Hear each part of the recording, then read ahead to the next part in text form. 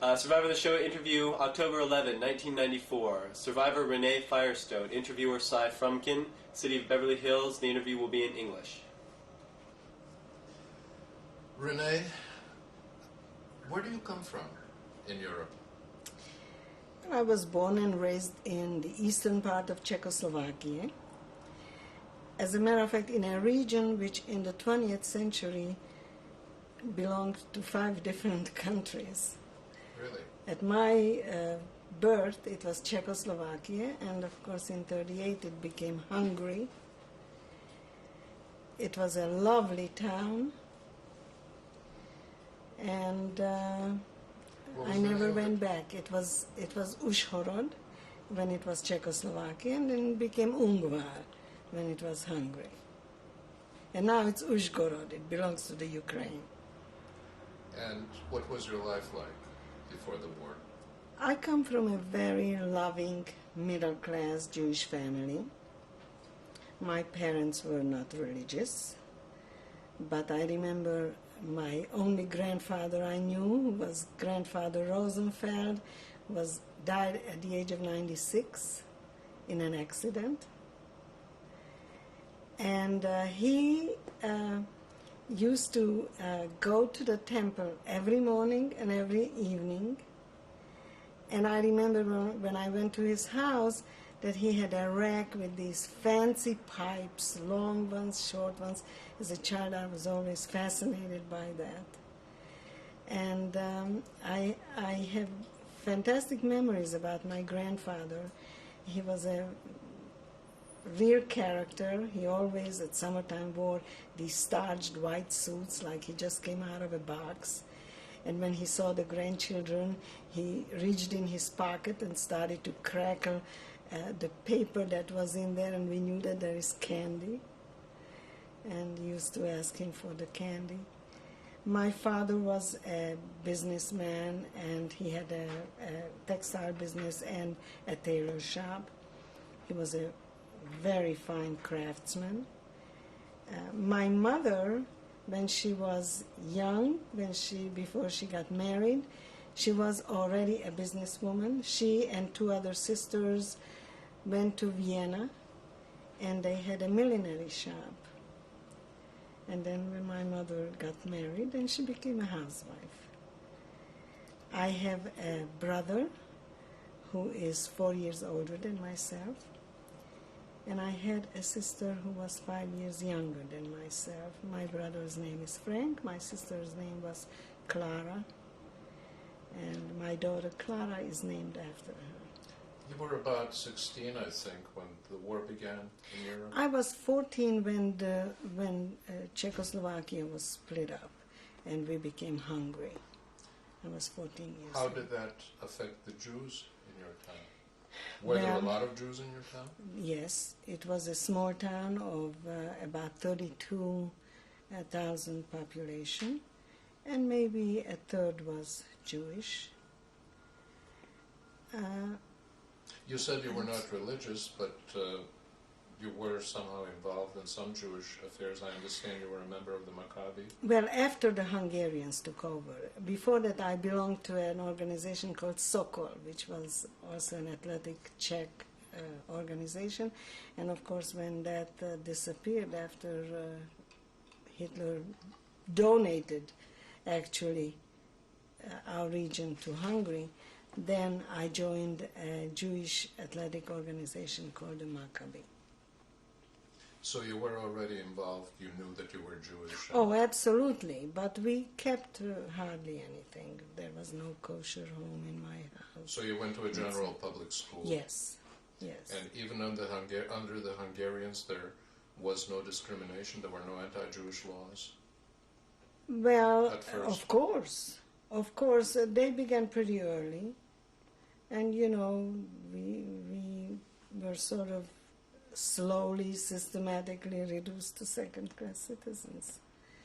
But for a while, we were still free. We were still in our homes. The family was together. And then they started to take the men into forced labor camps. And so my father was taken for a while. he was later released and came back home.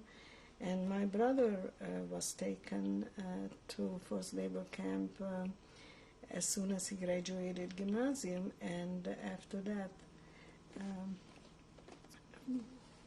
he escaped later from the camp and This became a was in partisan. the early 1940s, right? Yes. Let me tell you that my brother was actually taken from his classroom, from his graduating classroom, with a few other Jewish boys.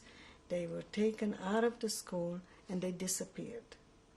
I remember that my parents were devastated. The government didn't want to tell us where they were. And my mother hired an attorney, and the attorney told my mother that the two of them will do everything possible to find out what happened to these boys.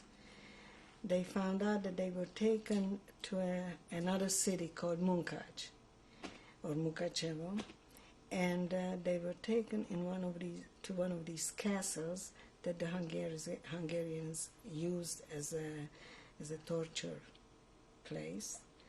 And they beat up and tortured these boys, accusing them of dispersing communist propaganda. Now, my brother had never any political affiliation with anything, so we knew that it's just And just he managed to escape? He was finally, my parents paid and released all the boys. All of them. And then they came back and they graduated gymnasium.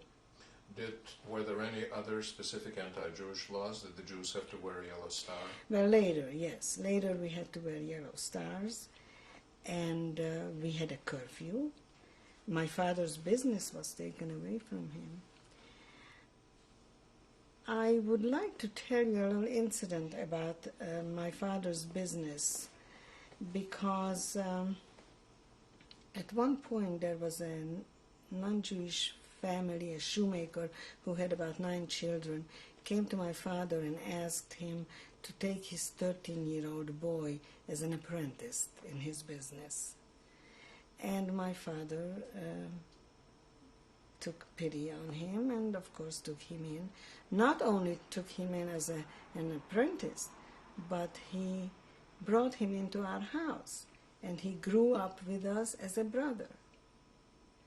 And at the end, when we were taken to the brick factory, to the ghetto, my father wrote a letter to him to send us some supplies, and the answer was that he's not going to risk his life for us. Now, this is a young man who took over my father's business. When they said that a Jew can no longer own a business, then my father said, well, this is a Gentile son of mine. I can trust him. And he gave him the business and the money. He owned everything we owned at that point, and he wouldn't help us. So these are some of the stories about our neighbors and friends, and how they supported us when we were in trouble. And what happened after that? You were deported to Germany? Well, yeah, to Poland?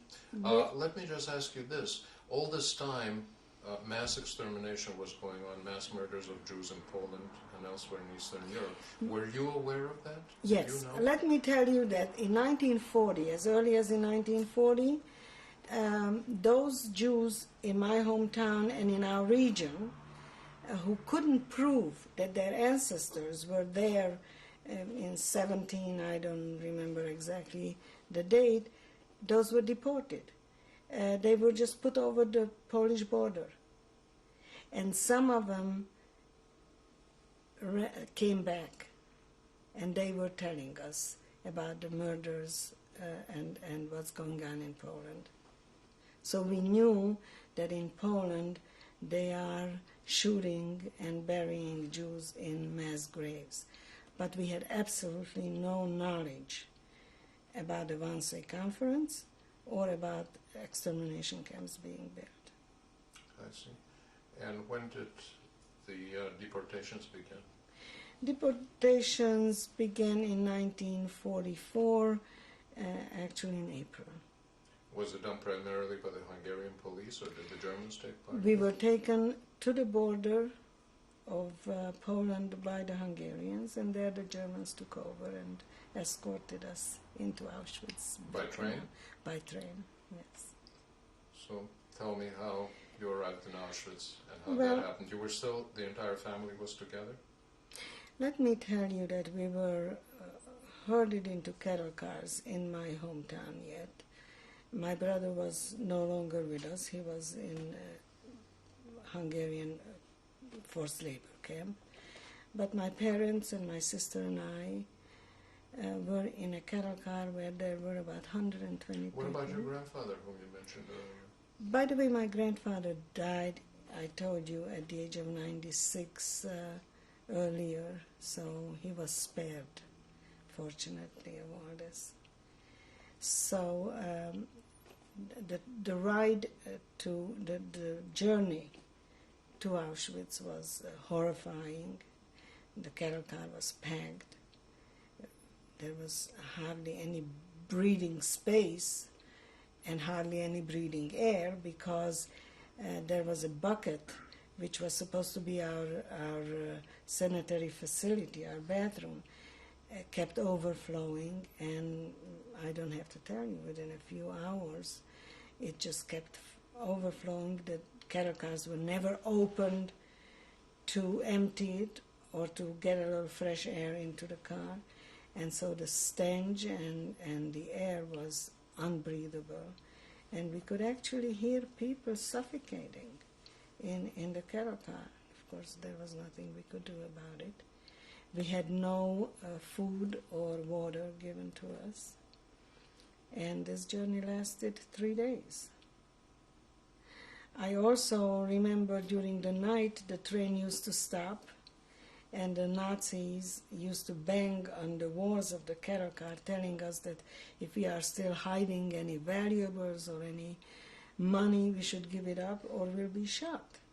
And while they were talking to us, we could hear on the outside shooting and screaming, and we were convinced that they are searching and killing these people. I very vividly remember this old woman who was sitting on the edge of the cattle car, who ripped open her coat lining and reached in there and removed a little gold locket and started to cry, opened this locket, started to cry bitterly. And I, being young and still very optimistic and romantic, I was sort of fantasizing that maybe that's her wedding picture in the locket, or maybe her family, her grandchildren, whom she left behind. We were going somewhere, not knowing where, for how long. The rumors were that we're going to Germany to work, and that if they're healthy and strong, will work, the family will survive together. So this woman must have been in her 80s, hardly believed that she will ever return. And I thought to myself, how cruel that they won't let her keep this little memoir. And then she closed this locket and through the cracks of the cattle car handed it to the Nazis. Yes. How old were you at the time? I was just 19. So this was the beginning of 1944, That's right. and then you arrived in Yeah. Auschwitz. Did you know what that place was or where it was? So let me tell you, the cattle cars opened, and I, believing that we're going to Germany to work, was very eager to get a good job so that I can help out my parents and my little sister so that they don't have to work so hard. I was a strong, healthy athlete, so I knew I can work, and I was going to save them. When I jumped off that cattle car and I looked around, I knew right away that we're doomed. All I could see for miles and miles were barbed wires. And, so many feet, there was always a tower, a wooden tower. And when I looked up there, I saw this Nazi soldier behind the machine gun pointing it at us, watching every move we were making. On the loudspeakers, the Nazis were telling us to leave all our belongings behind. They are going to deliver it to us to the camp. And so I turned back to the cattle car and called my sister Clara, who came forth crying, rubbing her eye from the darkness into the light. And I grabbed her hand and I said to her, "You hold on to me, no matter what happens, you and I must stay together." And she started to cry and she said, "But Renee, let's wait for Mom and Dad." And I turned back to the cattle car for Mom and Dad. They were gone. And it was only then that I realized that thousands of people were pouring out of this train. The train had no end. I couldn't see the end of it. And there was tremendous chaos. Children looking for parents and mothers calling their children's names. It was impossible to find anybody. And so I kept reassuring my sister that once we get in, we will be reunited with Mother and Father. So don't worry about it.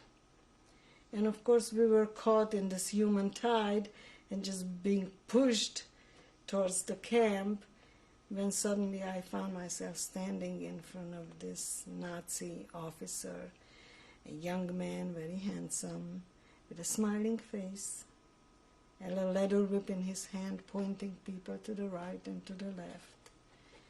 And it was then that I became very fearful about our future, because they promised that we're going to stay together, the families.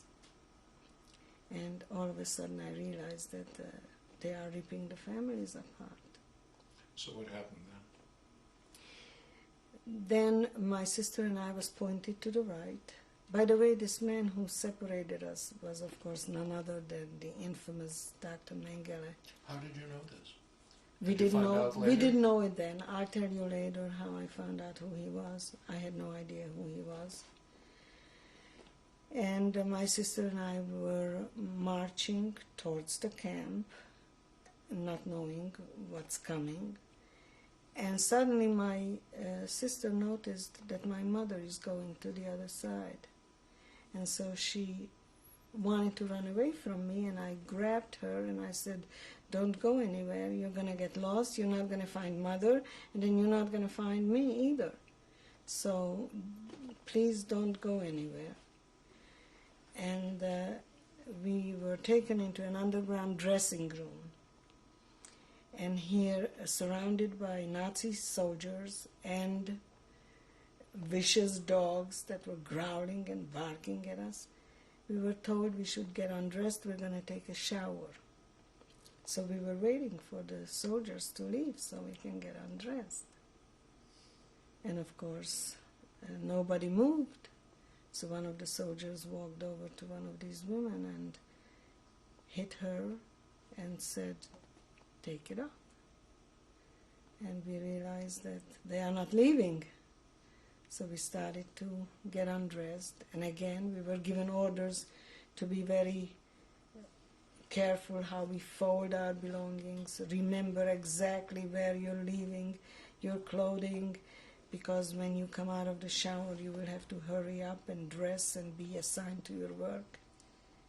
And still, we were naive and stupid enough to believe that. And I told my sister to make sure that she puts her stuff next to mine so we don't get separated when we come out of the shower.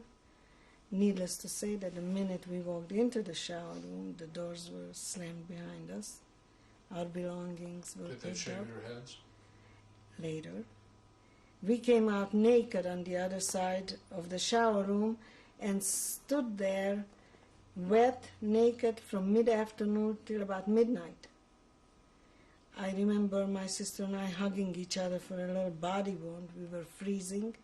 And then at midnight they took us into this barrack where they shaved our heads, our bodies. They sprayed us with DDT, with pesticide. And then we walked through a door where two prisoners greeted us One gave us a recycled dress, which we put on our naked bodies. And another prisoner had a bucket of yellow paint and a brush about 4 inches wide and painted a yellow streak from the top of our shaved head down through our back. This was the identification of being a Jewish prisoner. And that's how we entered the campsite. And down your naked back or on the dress? On the dress, through the dress. I remember the dress sticking to my body. We had no underwear, no stockings, no shoes. No shoes either? No shoes at that point. And then what? Then when we got into the camp, we were introduced to this overseer who was a couple. You know, all the overseers were called couples in the camp. And she told us to line up in columns of 5. Was she Jewish or German? She was a Jewish Slovakian girl. Told us to line up that we will be assigned to our barracks. And when we lined up for this counting, it was Zela, called Zelapel, being lined up to be counted. My sister started to cry, and I decided to find out where our parents are and when are we going to be reunited. Were there any children that were younger than your sister? My sister was the youngest. She was And 14? yes, as a matter of fact, I don't know whether there was in that group any other child that age. Were there any old people, older than, say, 50 or 60? No, of course not. Of course not.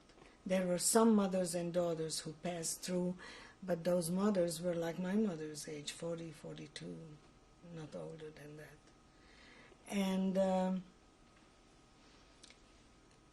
I asked this couple, when are we going to be reunited with our parents?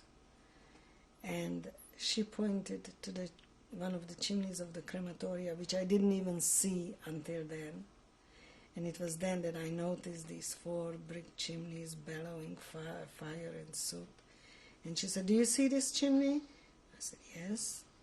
She says, "There go your parents. And when you'll go through the chimneys, you'll be reunited."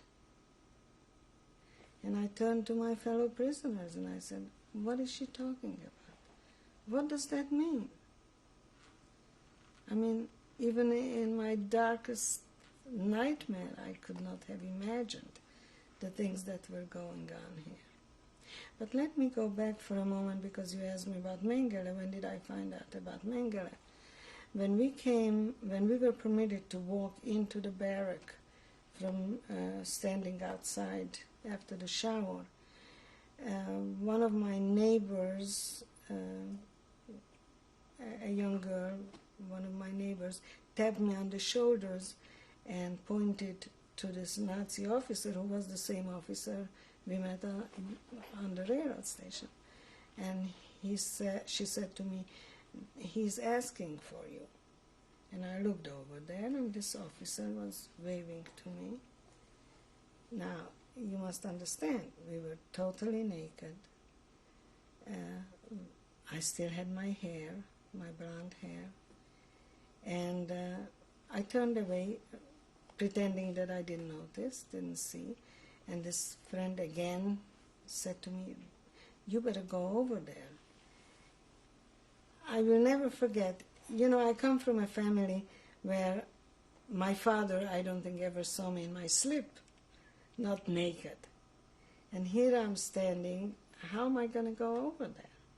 So I crossed my arms, I didn't know where to hide myself. And when I went over there, he was with another doctor. I think his name was Dr. Klein. And they took me sort of away from the group and took me to a light which was in the ceiling. And he took his leather whip and put it under my chin and lifted my head with the whip. And I heard them talking to each other. And then he turned to me and he said, "Why are you here? Warum bist du da?" You spoke German at the A little time? bit, yes. What I learned in school. We were bordering with Czechoslovakia, so we had to learn German in school. And so I told him, because I'm a Jude. And he looked at me, and then he asked me about my mother and my father. What religion were they? And I kept saying, Jewish, Jude. How about your grandparents? He said, and went through all 4 grandparents. And I kept insisting that they all were Jewish. And he got very angry with me, and he looked at Dr. Klein, and he said to him, I remember, das ist unmöglich. That is impossible.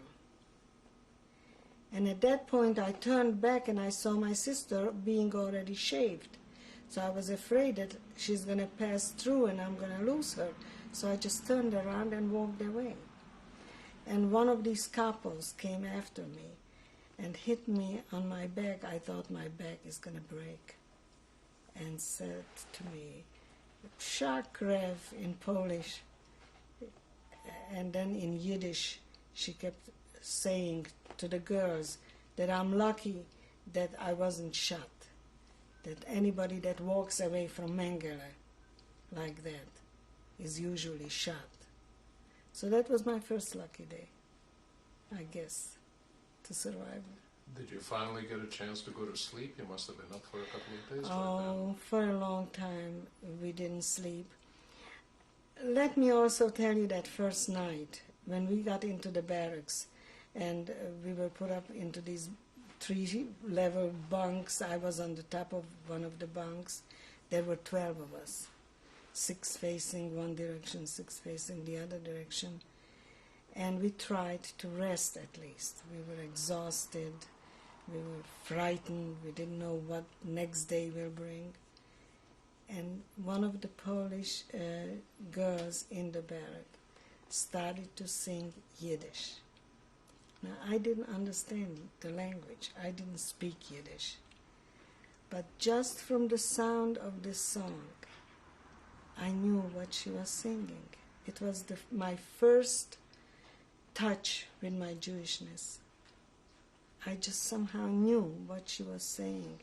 And she was singing the song, My Yiddish Mama. And I remember we all cried through the whole night.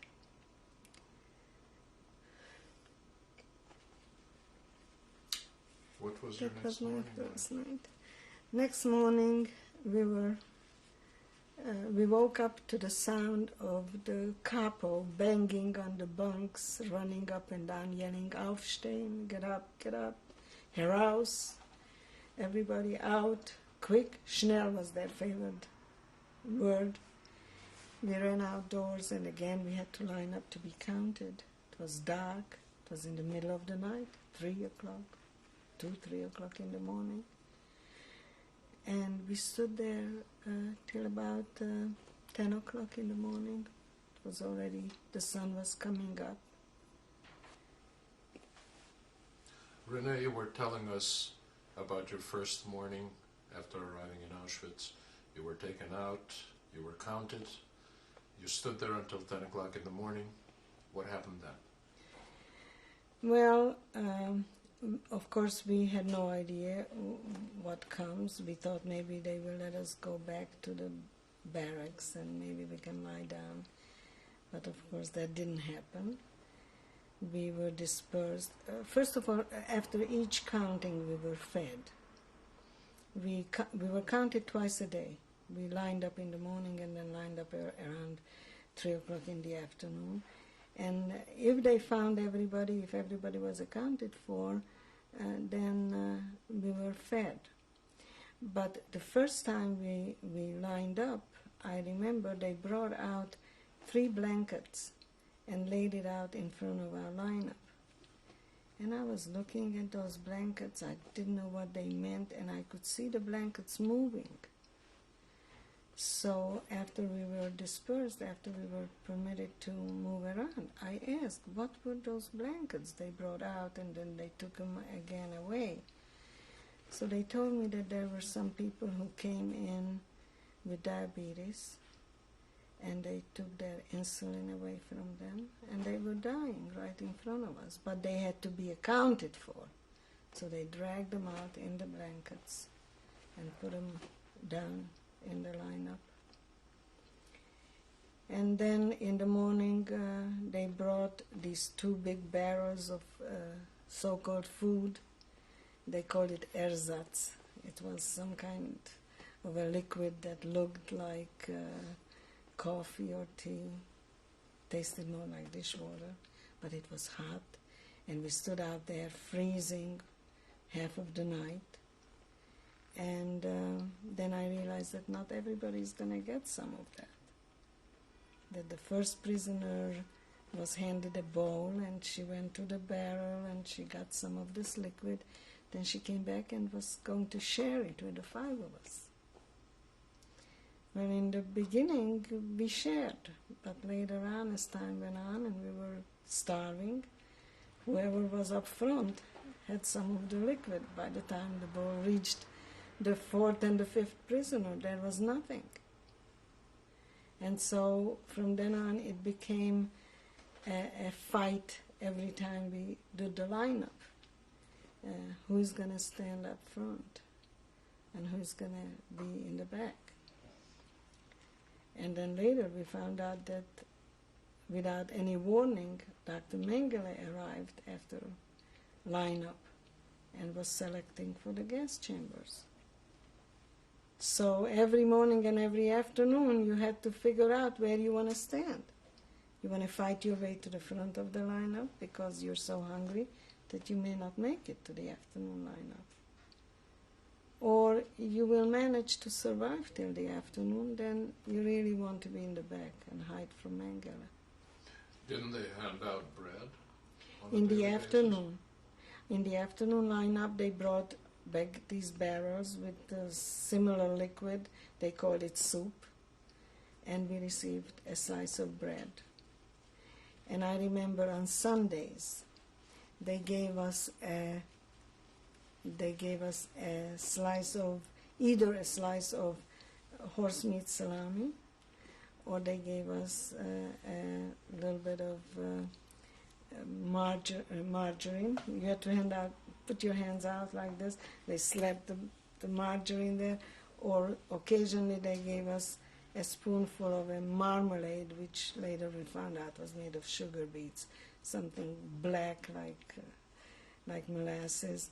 And I will never forget the first day when they gave us this molasses and they slapped it into our hand. My little sister Clara went like this, threw it away, and then she wiped her hand and shivered.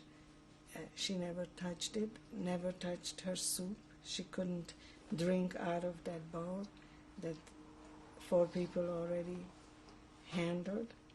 And so she was starving. The only thing she ate was the slice of bread that we received. What about soap? What about keeping yourself clean? Laundry? Nothing. Probably that was the worst. And of course later on, because of that, we were filled with lice.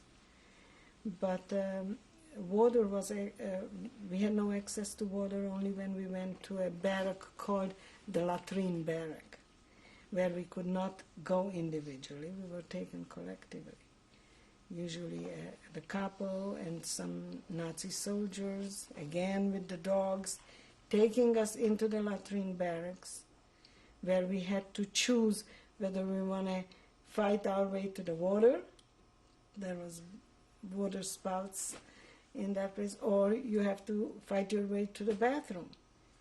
And the reason was that this wasn't happening every day. Sometimes 2-3 days you didn't go to the bathroom.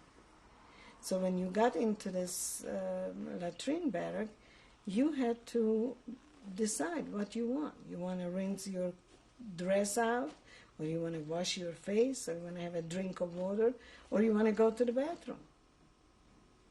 And the Nazi soldiers standing around laughing at us, making fun of the women sitting on the bathrooms or standing naked, washing themselves.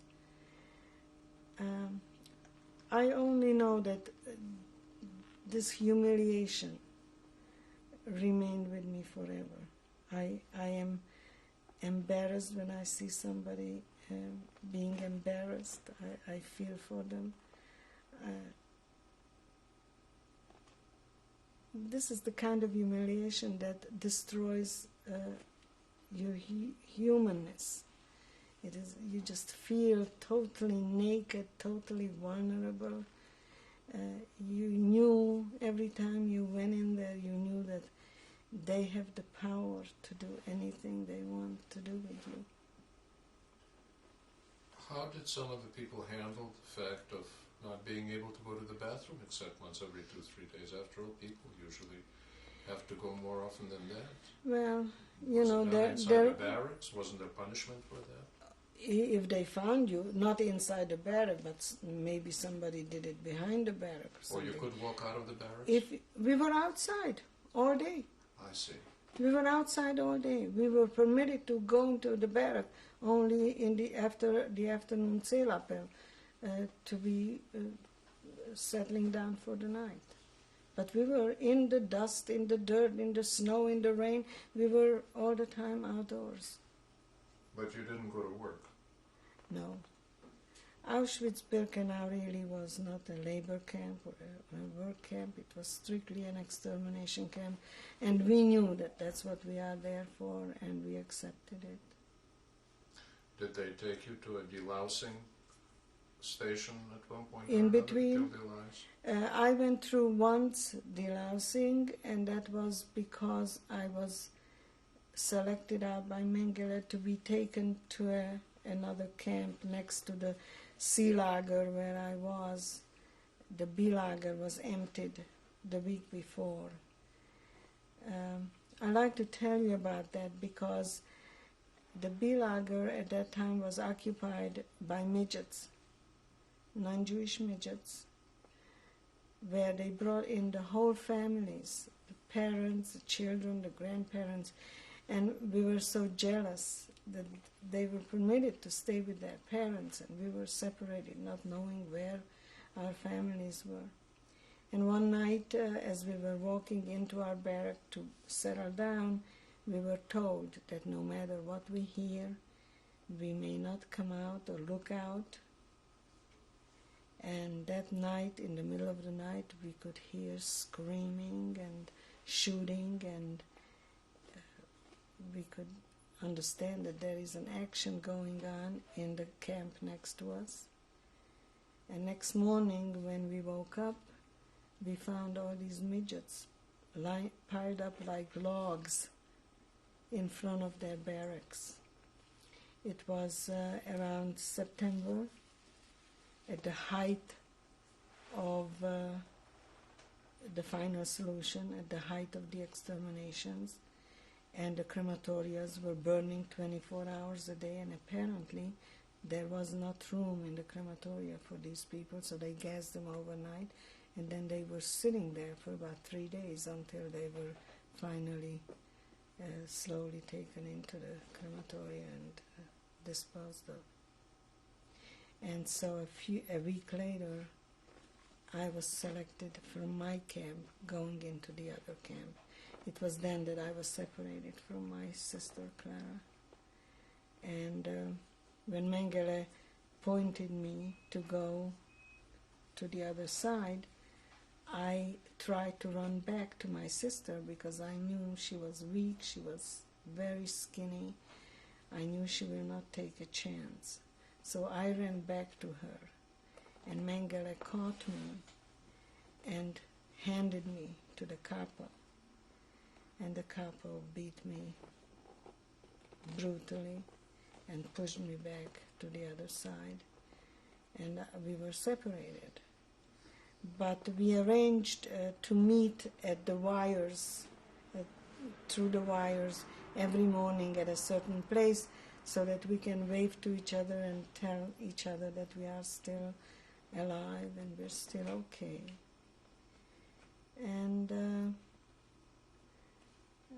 on Yom Kippur in 1944, we were worried before Yom Kippur that something is going to happen because the Nazis always had something in store for us during holidays or on Shabbat. And I came to the wires, and my sister didn't show. And I thought maybe she was just upset because of the holiday, and I thought maybe the following morning, and she didn't show then either. And when she didn't come the third day, I knew that something happened to her. After the war, I found out that there were big selections in the sea lager, and that she was selected out to be killed that day. And what happened to you after that? You were now in a different camp, which was no longer a selection camp. Yeah, still, it was no different. It was just getting busier, because the last groups of Hungarians were brought in at that time, and the Greeks, Salonika was emptied, and the Salonican Jews were brought in. Some Italian Jews were brought in, and some Dutch Jews were brought in after us, and those were the last transports, and it was getting very busy in Auschwitz. So then a few months later we heard that they are going to evacuate. Let me just tell you that in September, before my sister died yet, there were Americans flying overhead. We saw these little silver dots glittering in the sunshine, and everybody yelled, "The Americans, the Americans," and the sirens were going, and the Germans went into the bunkers, and we stayed outdoors, and we were hoping that they are going to just bomb the whole place to pieces, including us. We didn't care. But they didn't. They flew over Auschwitz-Birkenau, and then we heard bombing. There was about 8 kilometers from us a factory, IG Farben Auschwitz, and I presume that's what they were bombing. It was an artificial rubber factory. Yeah. There was a docent at the Wiesenthal Center who was one of the pilots, Yeah. and they were under express orders not to bomb Auschwitz. I know. And even if they didn't bomb Auschwitz, if they would have just bombed the railroad before it reached Auschwitz, thousands and thousands of Jews and others could have been saved. You know, probably my biggest shock was really after the war, when I found out that so many non-Jews were also murdered in Auschwitz. Did you know how the war was going at that point? No, we didn't, but we knew that the Americans were in the war because of the planes. And I don't know how those who told us that those were American planes, how they knew. But there was an underground in Auschwitz. And so apparently... Did you have any contact with non-Jewish prisoners? I had contacts later with one Polish political prisoner who was a doctor in our camp in Libau. I think it was in 1944 that one of the crematoria was blown up by the underground in Auschwitz. Were you there when it happened? Yeah, that was just before they took us away. Yes. What happened? Were there any repercussions to you? Not to me. The underground, of course, one of the women who smuggled in the dynamite was hung with a few other people. As a matter of fact, you know Freddie Diamond? Yeah. His brother was hung, and he watched it.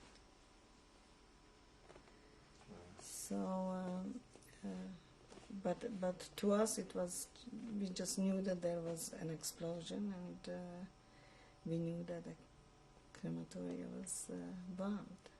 And then they decided to evacuate you? Yes, then... Did you know that this was because the Russians were coming closer? We were hoping. We really didn't have exact knowledge of it. But we realized that something must be going on during the war, in the political war. And so they told us that they are going to liquidate the camp. And I was sent on a death march. Were you evacuated again by train? Was it just as bad as the first train? Let me tell you, that was the time when we were deloused again. We were taken back into the showers. The truth is that we did not know that there is a difference between the showers and the gas chambers. And every time they took us in there, we didn't know what's going to happen to us. And so we feared that we are going to be finished. It was pouring rain that day, icy water. And so they took us, we took this shower, and then they hauled us outside naked. And we stood there from morning uphill till about 4 o'clock in the afternoon in that icy rain. And that's when the second miracle happened. The night before, I was burning up with fever. I used to have tonsillitis very often as a child. And that night, I became very ill. And there was a mother and a daughter by the name of Farkas. They were from Hungary. I didn't know what happened to them after that. And Mrs. Farkas, the mother, in the morning saw that I can't stand on my feet. So she stole somewhere a blanket, I don't know where and how, and she wrapped me in this blanket and she dragged me out for Célapel, which she had not done it. I would have been finished that morning. She dragged me out, and I went through the shower and the icy water, and then I went on this death march, about 60 kilometers, where we were again put into cattle cars. And in this cattle car, my prisoner friends surrounded me and hugged me for body warmth. And I arrived to the next camp, to Libau, totally recovered. The icy water brought my temperature down, and it was just a miracle.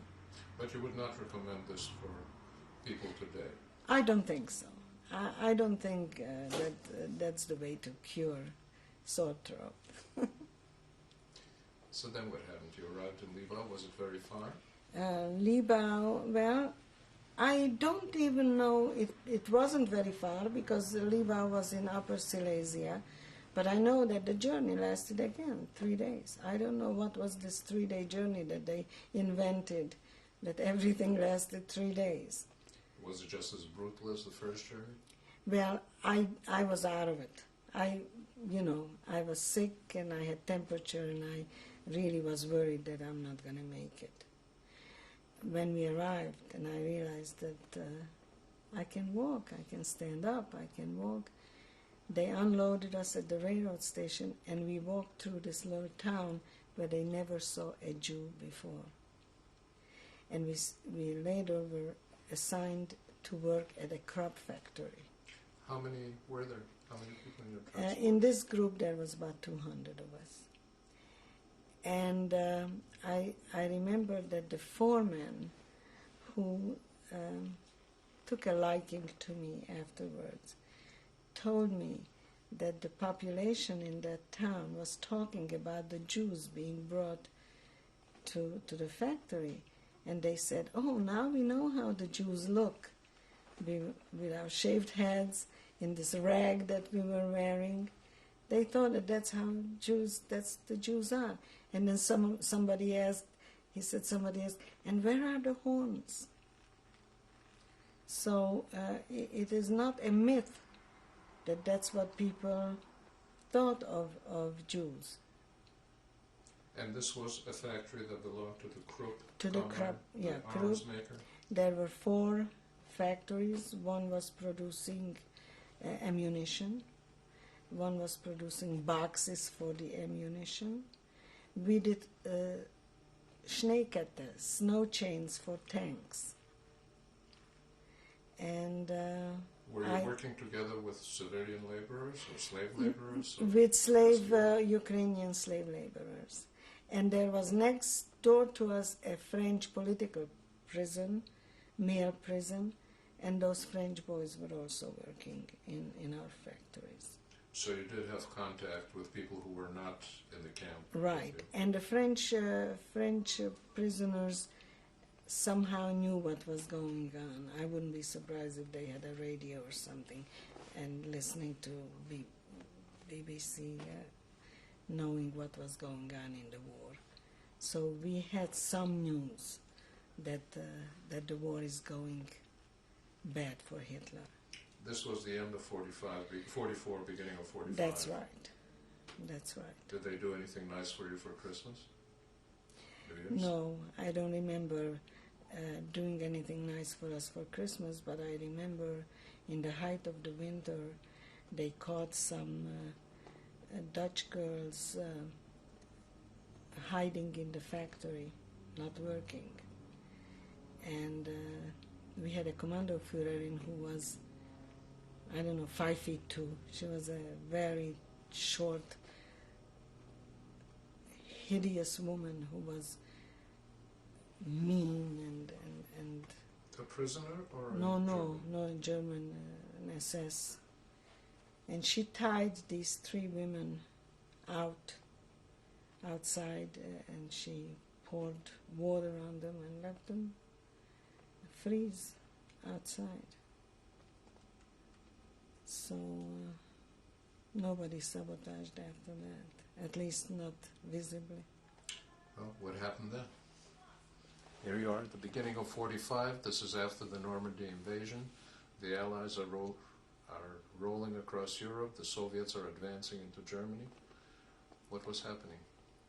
Well, in the last days before liberation, during the night we heard bombing, and we went outdoors, and we saw the Stalin candles.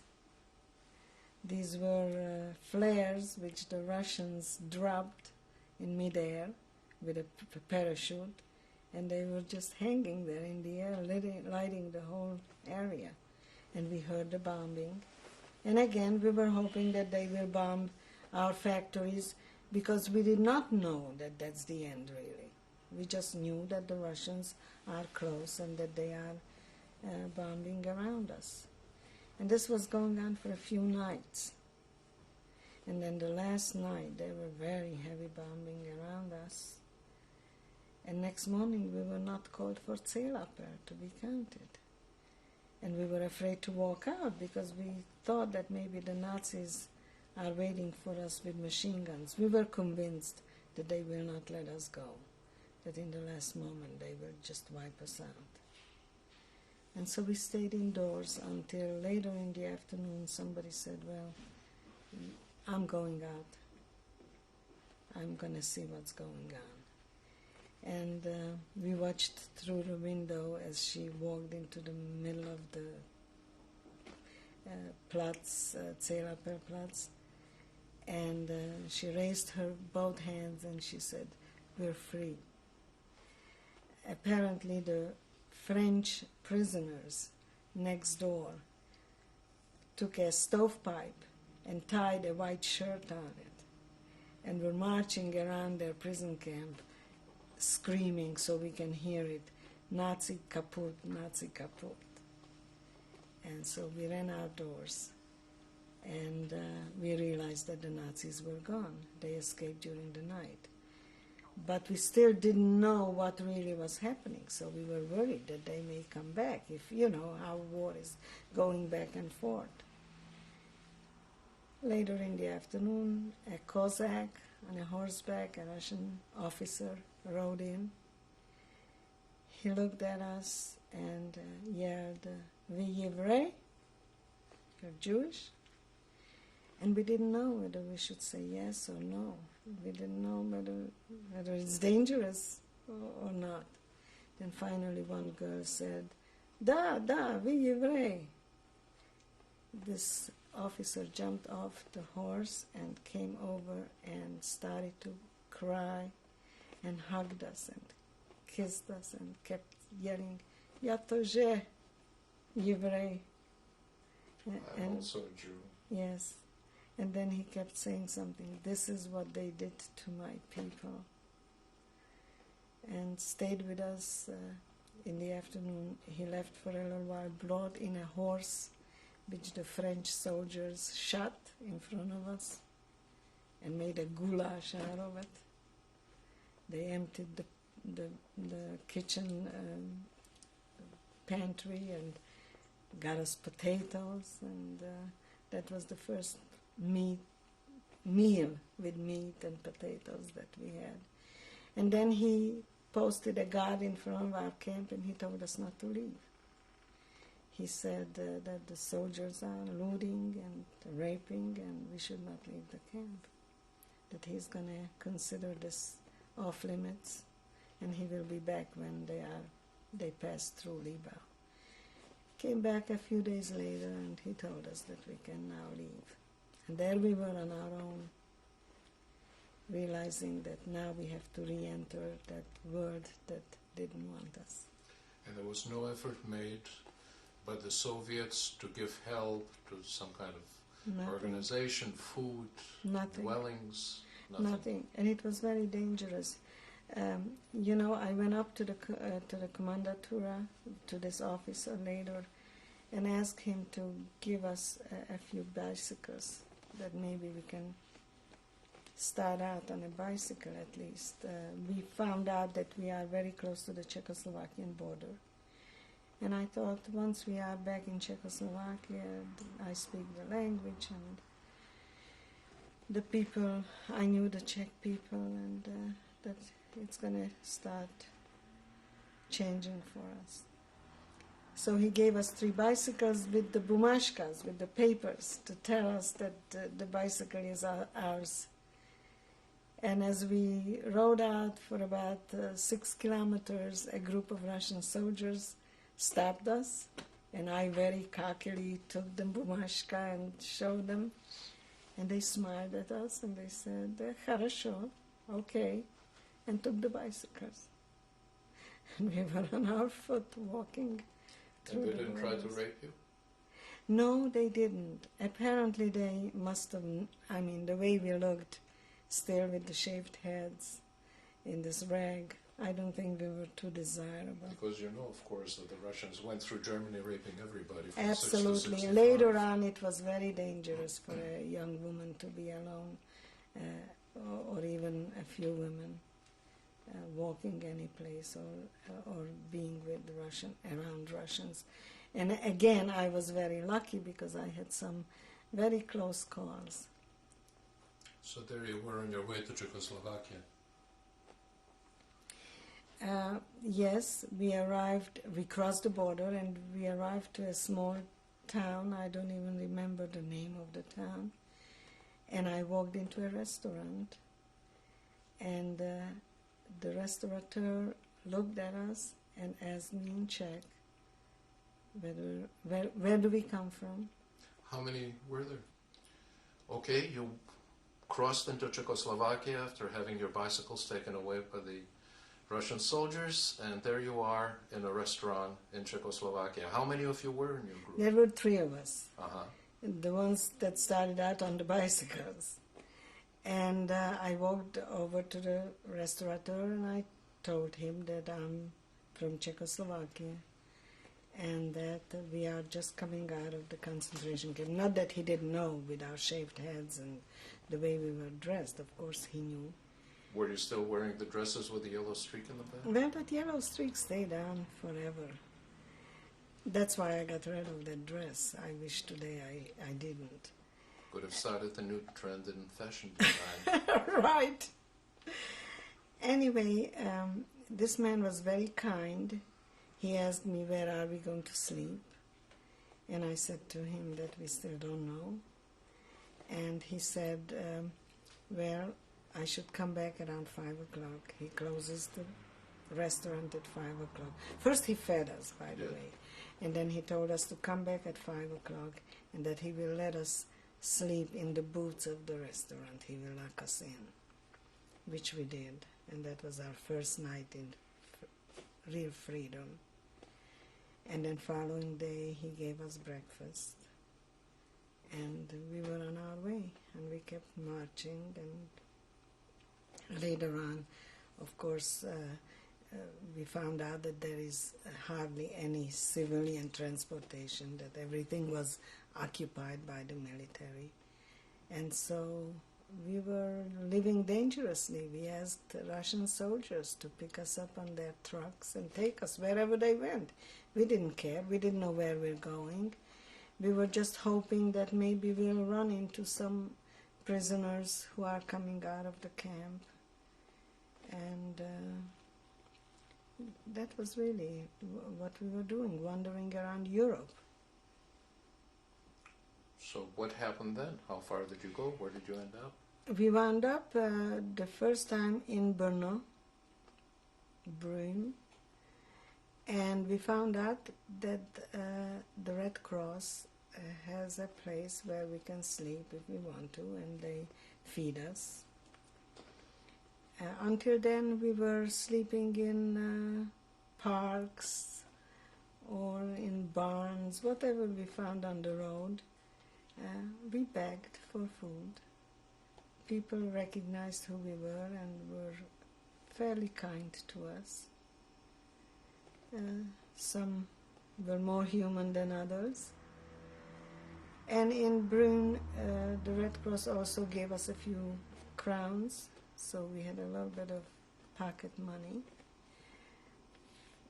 From there we went to Slovakia, to Bratislava. There also the Red Cross took care of us for a few days. And then somebody told us that they heard that in Budapest there is a school where people register, those who come back from the war. And so we decided to go to Budapest. Didn't matter where we're going. Something very interesting happened, and this also relates to how the Russians behaved in Europe.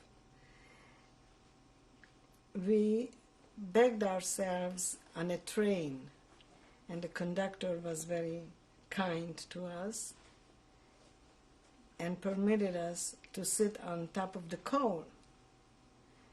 So we were watching what was going on the train.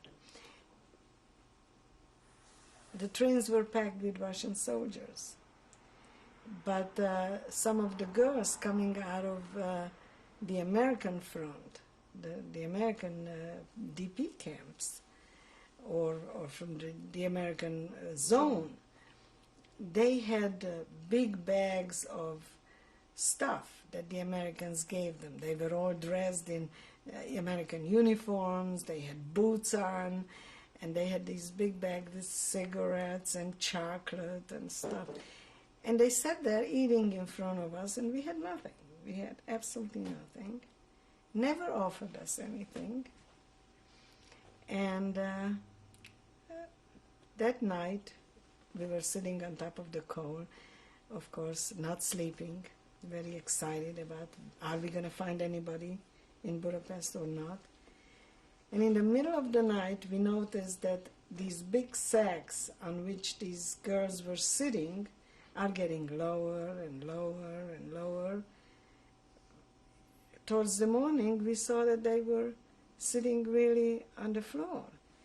We also noticed that some Russian soldiers were on the outside of the train, walking through the train. We didn't know what they were doing. But in the morning, we found out that they were looting these sacks that these girls had. They cut a window open on the sack and removed everything there was in it. These girls next morning had nothing. It was sort of bittersweet. I mean, we really didn't mean to be mean, but they were not very nice. So. What happened in Budapest? We arrived early in the morning, and at the railroad station there were some of the Jews who were in hiding in Budapest waiting for these trains. They organized and they were waiting every train that came into Budapest. Was the American joint active at all? Had nothing to do with it, no, at that time. At least we didn't have anything to do with them. So United these were Nations. individuals. What about UNRWA? Was UNRWA? Later. Later in Czechoslovakia, UNRWA was very active. I don't know what happened in Hungary because we weren't there too long. So I recognized one of the boys from my hometown, and he immediately recognized me and embraced, and he was happy to see somebody from his hometown coming home. And he took us into the school, and the walls of the school were covered with paper, and alphabetically everybody signed in. So I went through the names, hoping to find somebody from the family, at least a relative, an uncle, an aunt, a cousin. Nothing. Found absolutely nothing. Was getting late. It was late in the afternoon. I started to cry, and he kept reassuring me, tomorrow we'll come back, don't worry, you'll find somebody. And as I walked out the door, I pushed the door open, and the door didn't give. Somebody was behind that door. And so I stepped back to let the person come in, and my brother was standing there. I found out that he escaped from the labor camp and became a partisan, a freedom fighter. In Czechoslovakia? Or in Slovakia, in the Tatry Mountains. He was with a ski troop, and there were some Jews hiding in those mountains, so they were supplying them. And we started to talk. Probably the most interesting story that I found actually appalling was that he told me that when he was with the Slovakian partisans, that the Slovak partisans were so anti-Semitic that the Jewish boys were afraid to reveal that they were Jewish. So when I asked my brother how many Jews were in your unit, he said, we don't know. It was an unspoken word. We knew of each other, those who were Jewish, but it was never revealed, because he said that we would have been shot in the back. So that was pretty upsetting after all that even those who hated the Germans hated us even more. And then we went to a town called Košice, where my brother's girlfriend was. And the two of them stayed in Košice while I went back to Užhorod, to my hometown. Was your brother's girlfriend one he had acquired during the war, or was that from before? And where was she during the war? She was hiding in Budapest with Gentile papers. And of course, until my brother was in labor camp, they had contact, but after that they didn't. She also became very ill during hiding time. And as a matter of fact, if I recall, the first time when I went back home, she came with me. And I remember the Russian commando was in our home, and I walked in and I told him that I'm the Chazayka and that I owned the home, and they said, oh, that's all right, pick a room. They would let me stay in a room if I want to stay. And then I realized that that's not the way I want to live, and I'm not going to be there. And also our old housekeeper, lived upstairs in a little apartment, and she pretended that she was delighted that we came back. Of course, I'm sure she was worried that I'm going to ask back for the things that she probably took from our home, which I had no intentions doing. I didn't want anything from there. And she asked me what should she make for us to eat. And I said to her, take 24 eggs and make dumplings out of them. And then take 2 more dozen eggs and beat it like scrambled eggs over it. And my sister-in-law, and now she's my sister-in-law, my brother's girlfriend, the two of us sat down and ate the dumplings with the scrambled eggs, which was a big pot. And then we went back. And you only took a few mementos from the house? I took a little package where I found, as I said before, my father's gold watch and my brother's bar mitzvah watch and my gold bracelet that my father bought me for my 18th birthday. Then we went back and we found out accidentally that my father, somebody saw my father in Theresienstadt in a hospital. So we decided to go back to Prague and go to Terezin.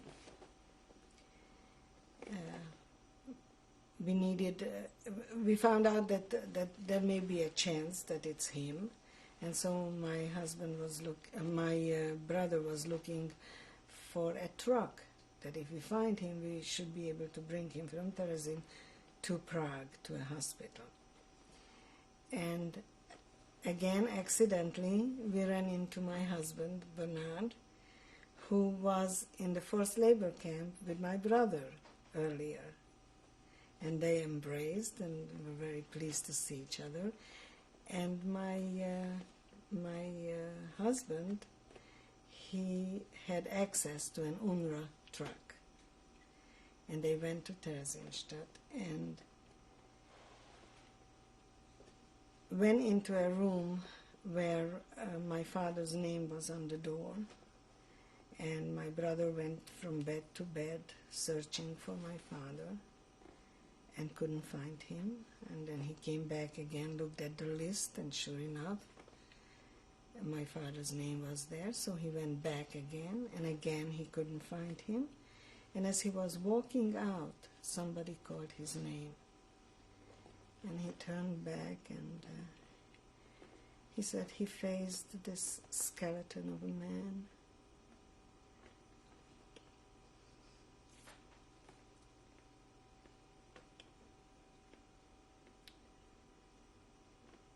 Who was dying of tuberculosis.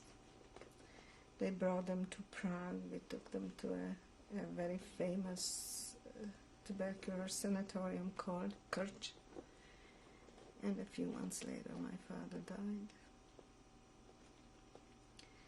Before he died, he told us a very interesting story. He asked my brother whether on a certain date, whether he escaped from the labor camp. I mean, my brother told him that he escaped, and my father said, was it on such and such day? And my brother said, yeah, how do you know? My father said that he marked that date for himself because that night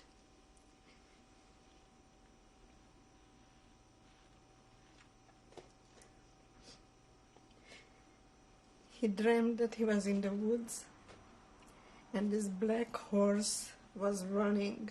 My brother's hair was very dark and beautiful black eyes. And he says, I grabbed this horse and the horse wiggled himself out of my way and ran. And when I woke up next morning, he said, I knew that my son is dead.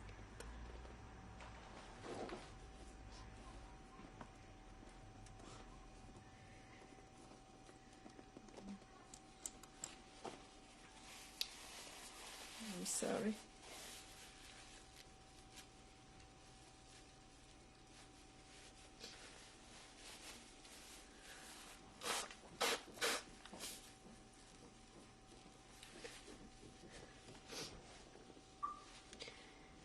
After my father passed away, we both decided that we don't want to stay in Europe.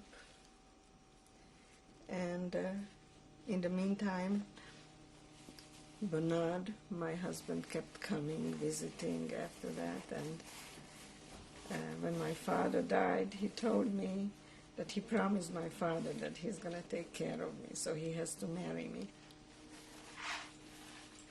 So we got married. And a year later, my sister-in-law had her first child, and then the following year I had a child, and then we decided that we're going to leave Prague. Bernard, my husband, had papers to come to the United States because he lived in Prague in 1939 as a student, and he had a student visa to come to the United States to assist her. And he was caught in Holland by the Nazis, by the Gestapo, and was brought back and went through the whole concentration camp experience. And so the American government acknowledged his papers, and so we were put on the quota, but my brother couldn't. So my brother went to France, and in France the Haganah got hold of him, and they went to Palestine, which is now the state of Israel. And even though we were lucky to find each other, we were again separated for 15 years. 15 years? Yeah. And what After did you do that, in the when I States? finally was able to obtain papers, affidavits for them, then they came out here, and now, luckily, fortunately, we are together. Where did you go in the States? In America, where did you go? I arrived to Allentown, Pennsylvania.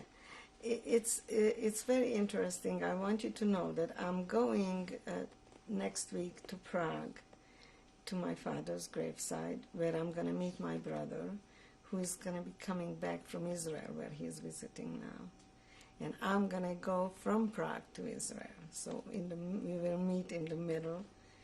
And this is the first time that we're going to be back together and visit my father's graveside, on which, by the way, before we left, we engraved my mother's and my sister's name, since they didn't have a grave. And I came to Allentown, Pennsylvania on the 31st of October, 1948. And it will be on 31st of October that I'm going to be returning this time from Israel.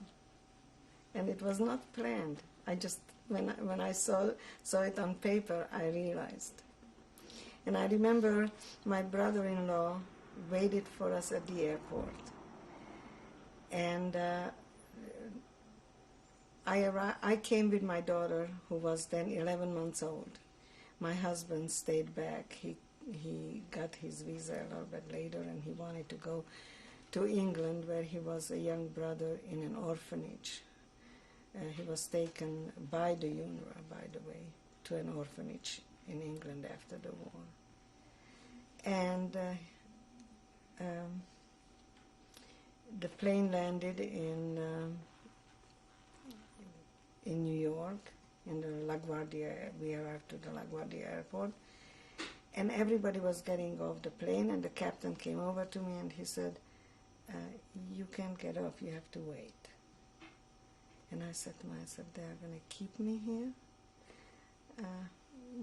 What's the problem? I thought maybe something with the child, or they are going to send me back. I was terribly frightened.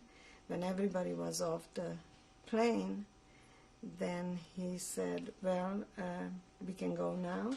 He took the child from me and walked me to the door of the stairs, of the steps of the plane, handed me the child, and he said, now you can walk down.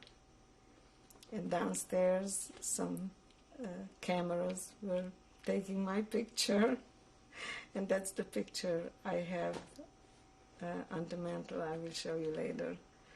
When I arrived, my brother-in-law apparently arranged it. Some newspapers were there. I was one of the first refugees coming to Pennsylvania, to Allentown. And there was a big article about us. The interesting thing was that finally my brother-in-law was waiting for me at the airport and drove us to Allentown. And when I arrived to his home, he had two children. One was 10 years old, one was 8 years old, Michael and Susan. And they were dressed in costumes. And I said to my brother-in-law, why are these children dressed in costumes? It is not Purim.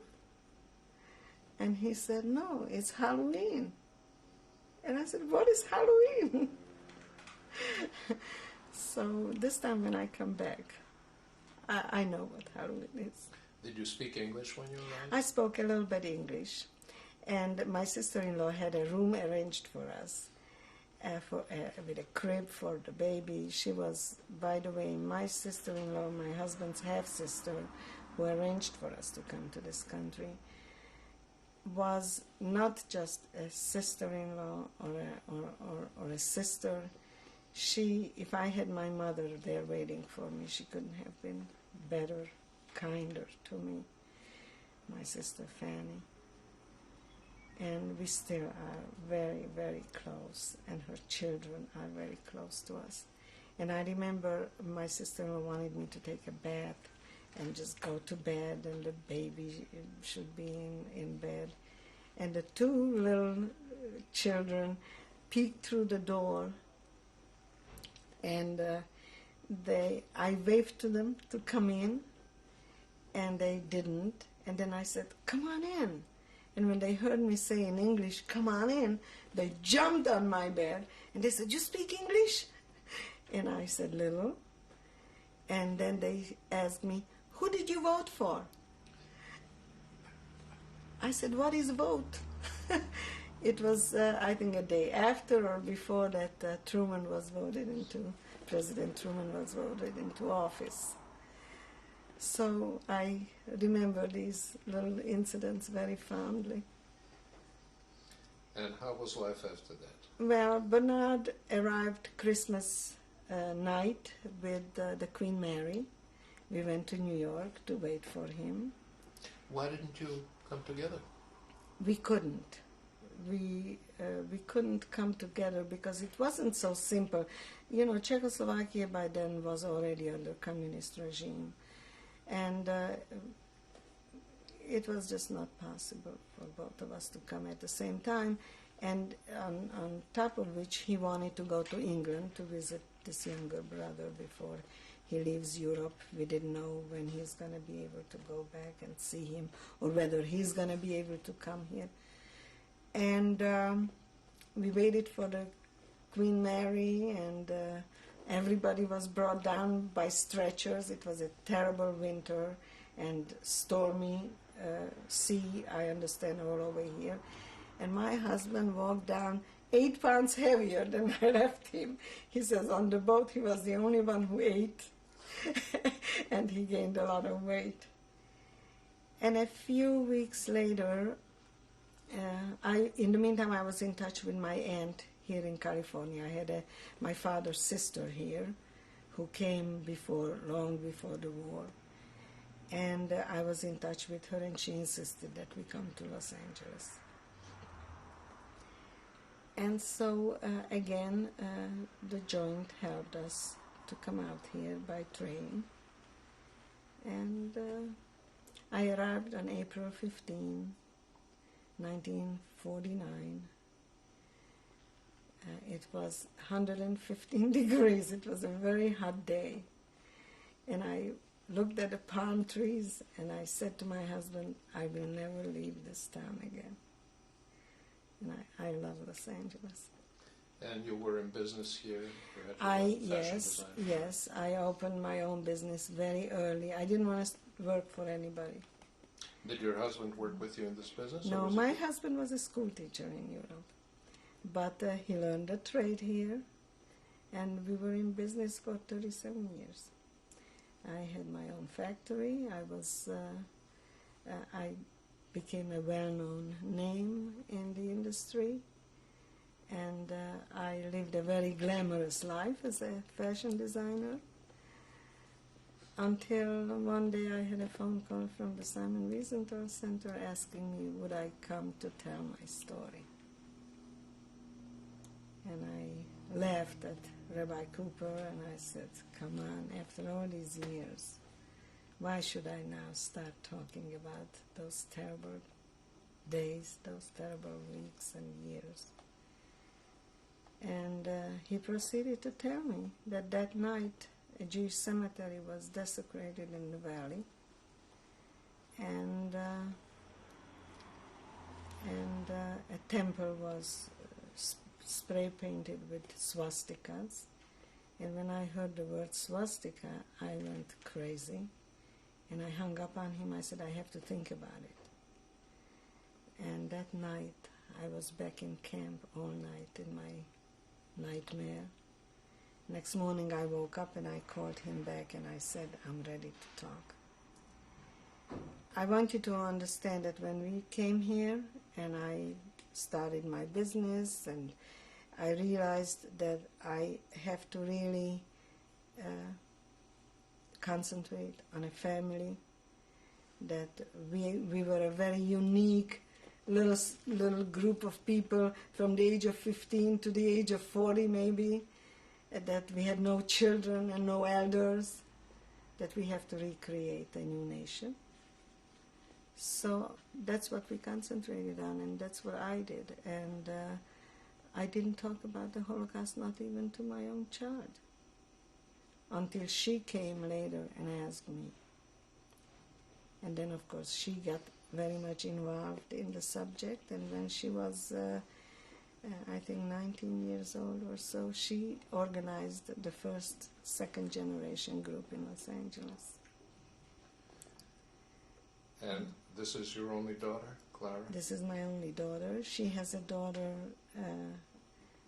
Johanna, What's her who's Johanna? named after my mother. Mm-hmm. And she's now in Israel at Bar Ilan University, becoming religious, which I never dreamed will happen, but we are delighted about it.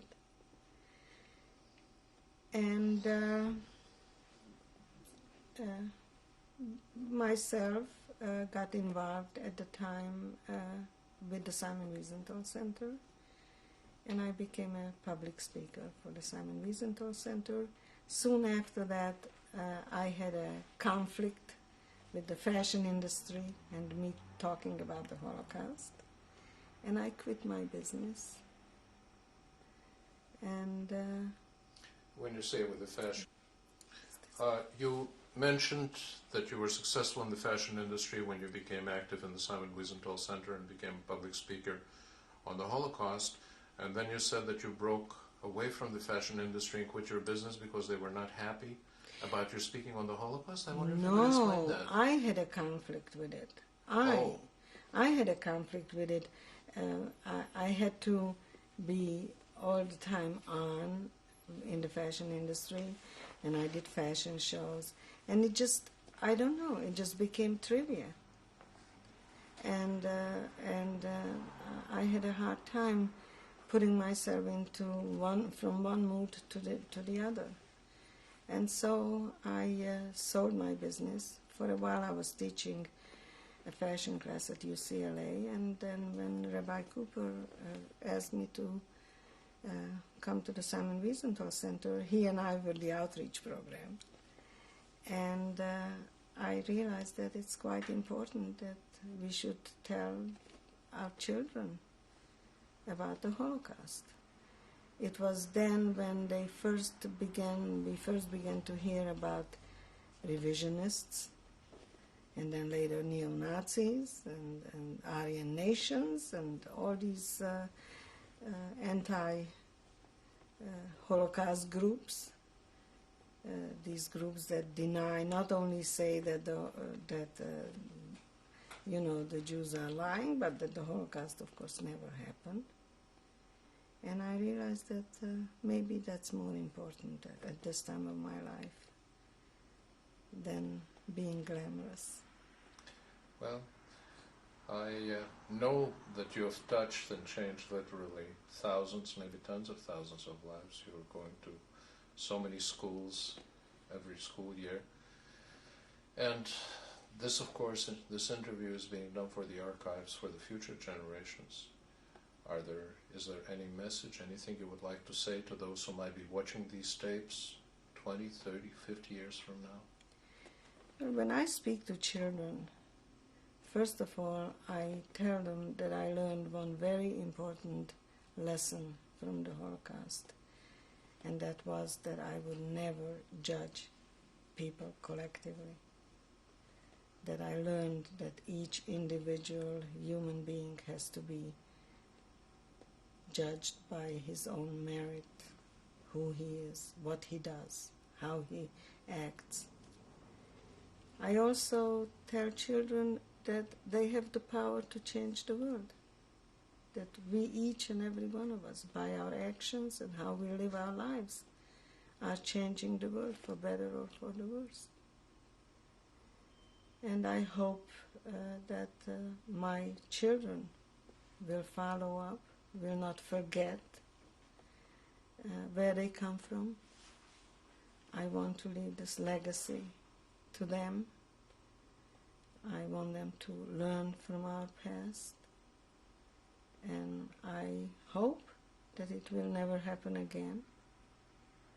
We are leaving behind a 20th century, which was probably the most violent, most brutal centuries in the history of mankind. And I pray and hope that the 21st century will be better, not for my sake. I certainly I will not be here anymore, but for my children's, grandchildren's sake, and for humanity in general.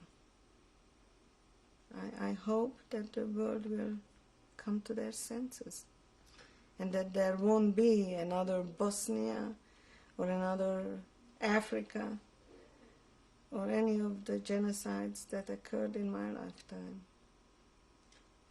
Your story is certainly a testament to the brutality that human beings are capable of. And you mentioned some of the individual cases where friends or supposed friends betrayed you or didn't help you, and the help you didn't get in so many instances. Yet at the same time, you mentioned that your sister-in-law was hidden by Gentiles and saved that way in Budapest. She was not hidden by Gentiles. She was hiding with Gentile papers. She was in hiding on her own.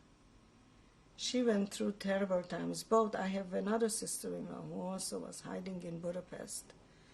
And they were terrified every moment when they are going to be captured, because there were stopping people on the street with identifications. And if they didn't believe that your papers were authentic, you were finished in Budapest. And men had it even worse, because if they felt that a man is not that his papers are fake, they just made them take off their pants. The Jewish men who were circumcised, and they immediately took them. In Europe, most men are not circumcised if they're Christians, correct? That's right. They weren't. I don't know today, but at that time they weren't. Well, I sometimes tell the groups that I speak before that I have never met a single survivor who doesn't know at least one, maybe several people who were saved by Gentiles. Would that hold true for you? Well, I happen to be fortunate enough to meet here in Los Angeles a man by the name of John Widener. I don't know whether you knew him. He was a Dutchman who organized an escape route from Holland through France into Spain and into Switzerland. He and his sister, as a matter of fact. And his sister was captured by the Gestapo and died in a concentration camp. And John escaped. And then he was captured again and escaped. And he tells a very interesting story. And I tell it to the children. He said that his father was a Dutch minister who he used to listen to on Sundays, and that his father used to end his sermon by saying, "If you save a life, it is as if you saved a whole nation. And he says, I didn't know what my father meant. And then he told a little story, which says that a little boy was praying to God to please look at this world and save the people because they are killing each other, they are hating each other. And the little boy said, please God, send someone to help us. And God answered, I did, I sent you. He says, when I first heard what was happening to the Jewish people, he says, I immediately understood what I had to do. And he says, then it was no doubt in my mind that I must help. And it was that simple. I also met a woman by the name of Irene Updike from Poland, who hid, I think, 13 Jews in the Nazi headquarters, where she was a maid. I mean, there are amazing stories. The unfortunate thing is that there were very few of those. The Schindlers, the Raoul Wallenbergs, unfortunately very few. And I often wonder, and I heard Rabbi Heyer one day saying this, and I thought about it, that when they called the Wannsee Conference to arrange for this final solution, if there would have been some Schindlers or some Raoul Wallenbergs among those Nazis, how would have been the Holocaust recorded? What would have been the difference? I think you have some pictures that you Yes, could look at. I certainly I do. think that this is the right time to do so. Good. So why don't we do that? Renee, you mentioned Bernard, your husband, quite a few times, and I wonder if you'd like to actually introduce him to us. Well, this is the young man I married. His name is Bernard Firestone, as you know. And we've been married, I think, 48 or 49 years. Fighting, loving. We took the whole gamut, did the whole gamut. Would you like to add anything to that, Bernard? Yes, mainly fighting. Well, I'm glad to see that all that happened has not deprived you of a sense of humor. So that's I'm so glad to see that you still laugh a lot. You're a happy person. You're enjoying life. And most importantly, you have made life so much better for so many thousands of people. Thank you. Thank you, Renee. That's the advice I give usually young couples. If they fight long enough, they will stay married long enough. Right. Thank you, Si. Anything other than fighting that you might add to what makes a marriage last as long as yours did? Well, we've been working together for many years, No, me quite too. devoted to each other. And of course, you ahead. share 2 dogs. We've just lived a normal family life. We work together. We're in the same business. And we do the same thing all the time.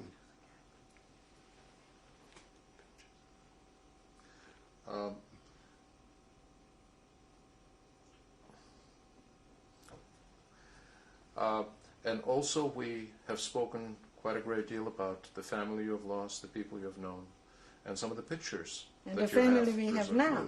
And the Our, family, our of child, family our you have daughter, now. and our granddaughter. Absolutely.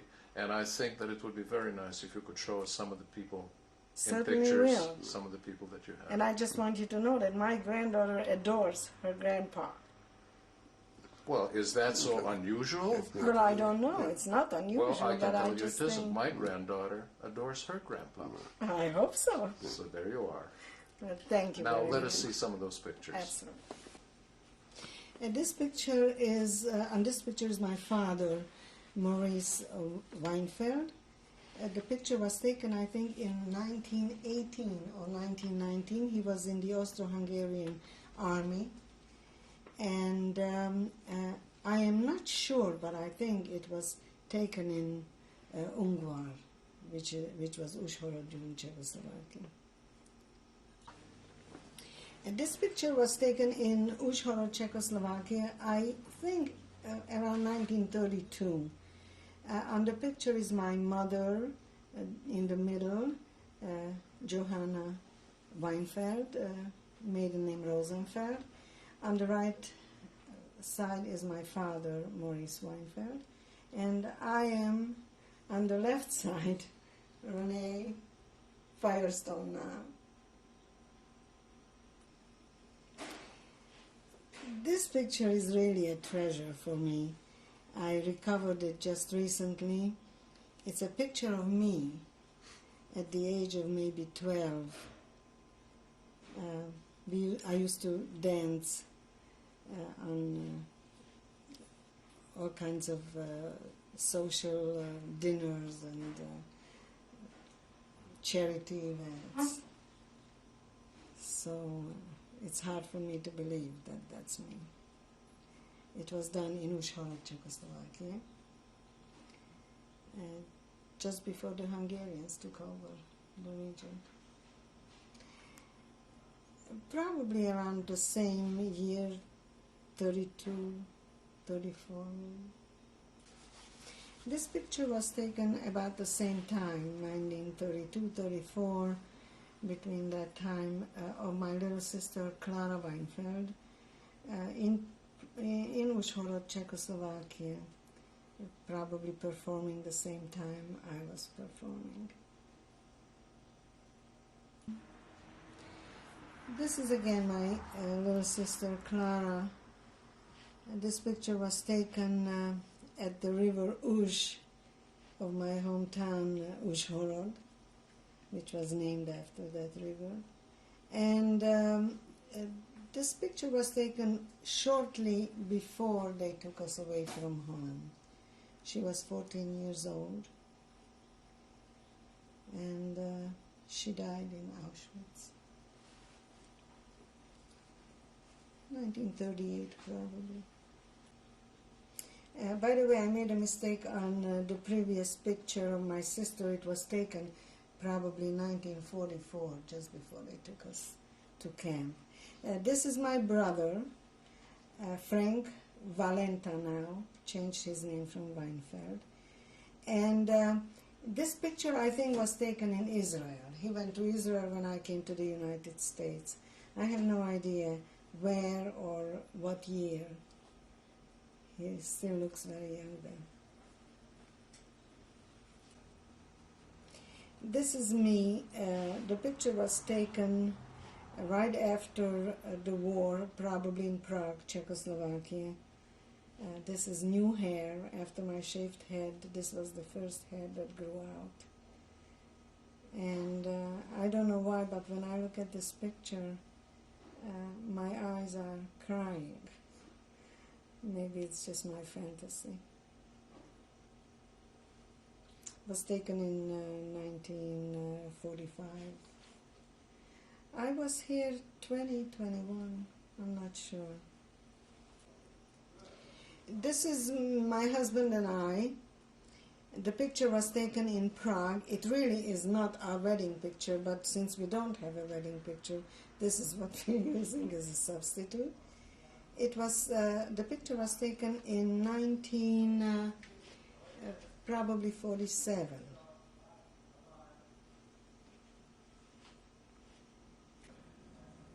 This picture was taken while I was coming down from the plane with my daughter, Clara, who was 11 months old at the time.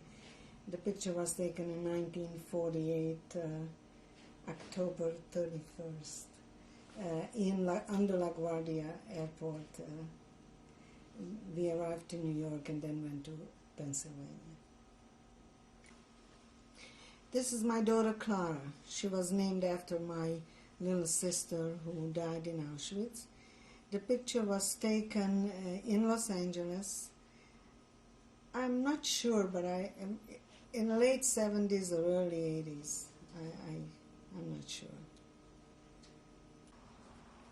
This is my granddaughter, Johanna Spector. The picture was taken, I think, 2 years ago in 1992 in Los Angeles.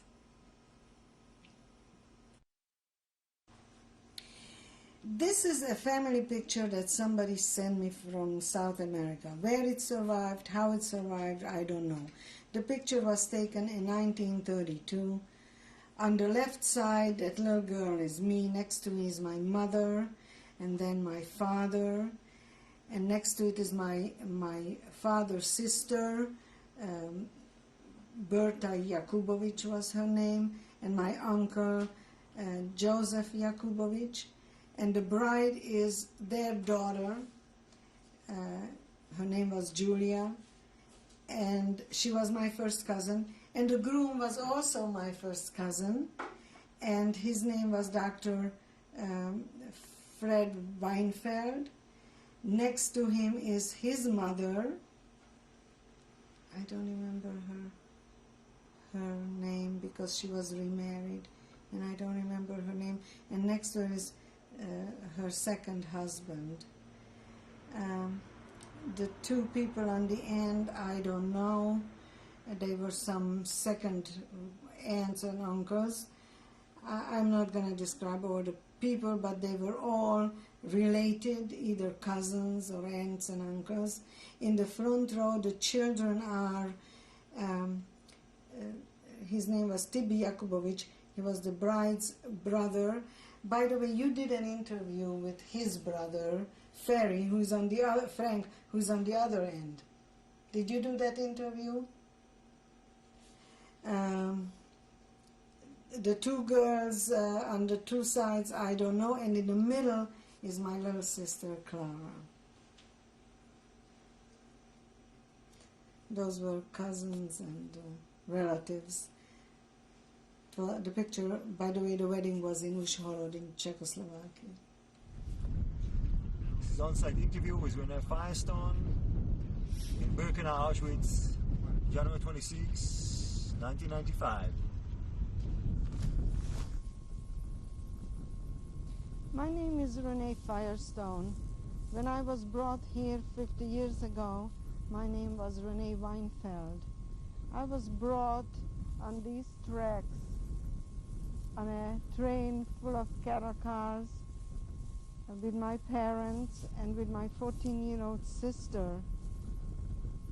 I am listening to the wind blowing here and the quiet terrain, and I can still hear the sounds of the masses of people that were pouring out of the cattle cars. I can still hear the cries of children looking for their parents, and for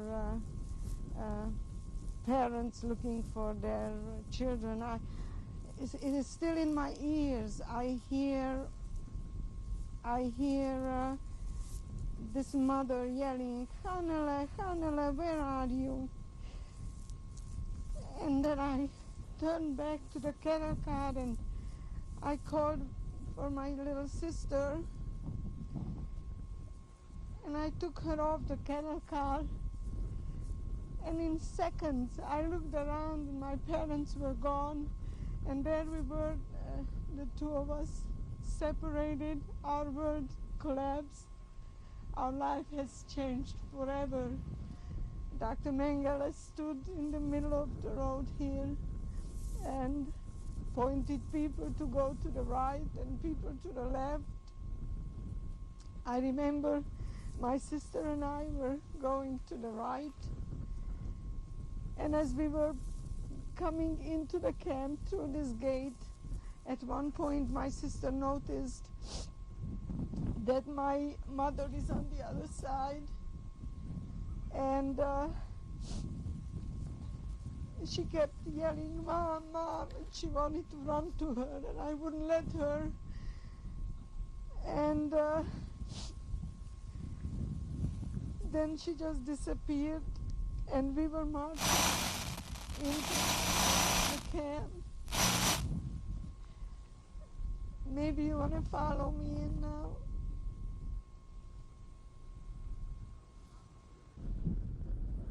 It is hard to comprehend the thousands of people that were pouring out of these cattle cars. I can't even describe the scene. It is impossible to describe the scene. On the loudspeakers, the Nazis were telling us to leave our belongings behind. They will deliver it into the camp. Of course, we had no idea what the camp meant. We didn't know who Mengele was, who was pointing us one direction and the other. And we left the little belongings that we still kept from home. We left it on the railroad station right here. And then my sister and I was walking through this gate. We had no inkling what is awaiting us. We had no idea what this place was, where this place was. We didn't know even what country we are in.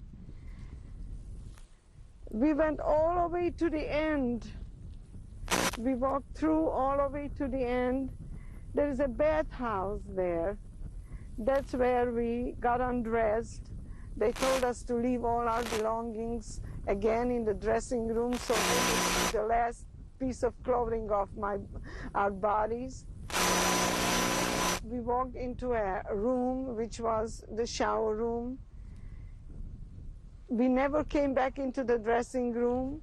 Naked, in windy, cold weather like this, we walked out naked on the other side of the bathhouse, and we stood there from about mid-afternoon till approximately midnight.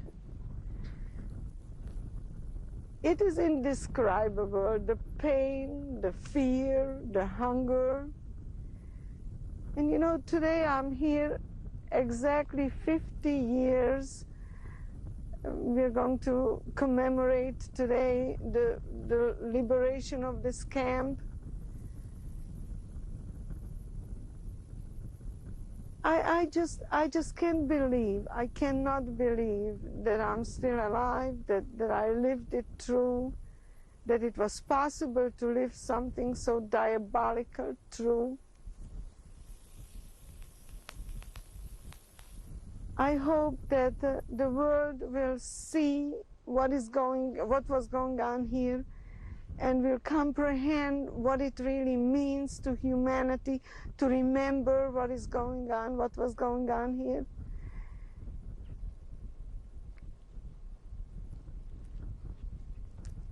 My mother, by the time my sister and I came out of the shower, out of the bathhouse, and went into another barrack where they shaved our heads and gave us a piece of rag to wear. By the time we went back into the camp, my mother was reduced to ashes. My father disappeared. My whole world, my whole life was ending. From the bathhouse, they brought us back to this camp here. This was Sea Lager. This was the Hungarian women's lager. If you want to follow me, I'll take you to the barracks where I was in. This is Lager B2C. This was the Hungarian women's camp. I stayed in this barrack. It was barrack 28. You must understand that all these wires were charged with high voltage electricity, that if you just went near these wires, you were killed. Death was around every corner. No matter how you tried to save yourself, it was impossible. Only God could save you here. I remember when I was in this camp, I was still with my little sister. We were somewhere in the middle of the block in a bunk where there were 12 of us squeezed in. We could hardly fit in. In our sleeps, we always had nightmares, but when we woke up, the nightmare, the reality was worse than the nightmare. Now that I look around and I see how huge this camp is, I just can't comprehend it, because When I was here, millions of people were here. This wasn't a vast, empty space like this. There was no grass, mud, or snow, or dry ground, dry, frozen ground. We were always sitting in the mud. This wind that you feel here, well, to save ourselves from this wind, wearing this one piece of clothing that we had on, we had to sit around the edges of the barracks, you know, sitting on the edge of the barracks, protecting ourselves with the walls of the barracks, because we were always outdoors. We could come into the barracks only to sleep. There was a small cubicle like this, probably this was it, which was the capo's room. She slept here. She had a cot in it, and in the middle here, where the chimney is, there was a brick chimney like walking through the whole barrack, which of course never had any heat in it. Then 6 months later, I was separated from my sister, and I was taken into the next camp, which used to be the Czech lager, which was murdered overnight, the whole lager. There were parents with children living there, and the whole camp was eliminated one day. I see these pigeons here. Well, let me tell you, there were no pigeons here. Nothing lived here. There were no birds. Not even a rat could survive here. This is a place of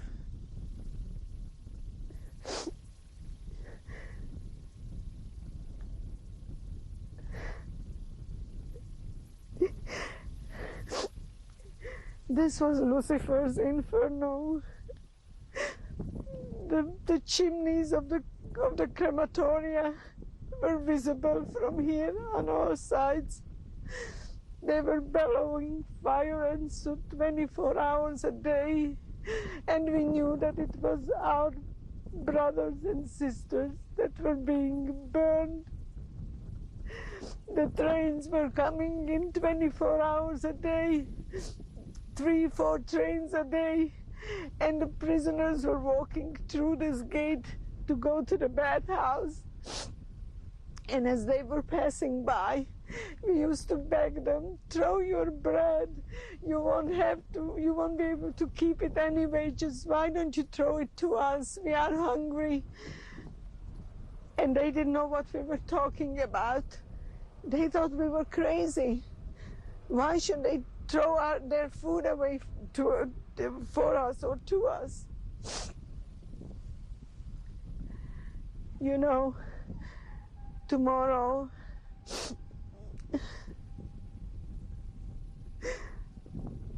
we will commemorate the day when this ceased to be the place of suffering and murder and unspeakable horror to thousands and thousands of my fellow Jews. I can't believe it. I just can't believe it. If these wires, if these bricks could talk, the stories they could tell, the suffering and the starvation and the beatings and the punishments.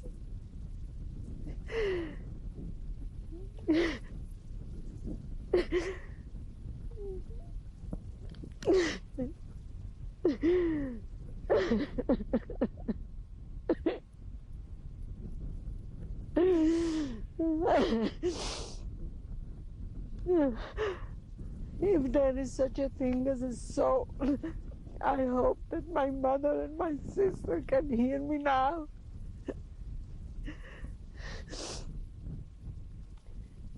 it is their martyrdom that helped me till now to try to help the world, to try to tell the world what happened here. And I want them to hear me say that I will never forget them. And probably soon we will be together again.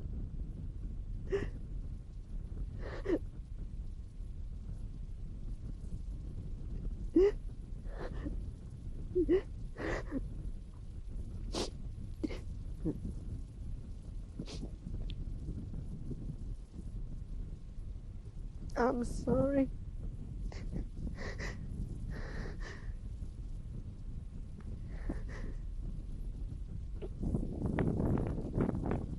Maybe we should move on.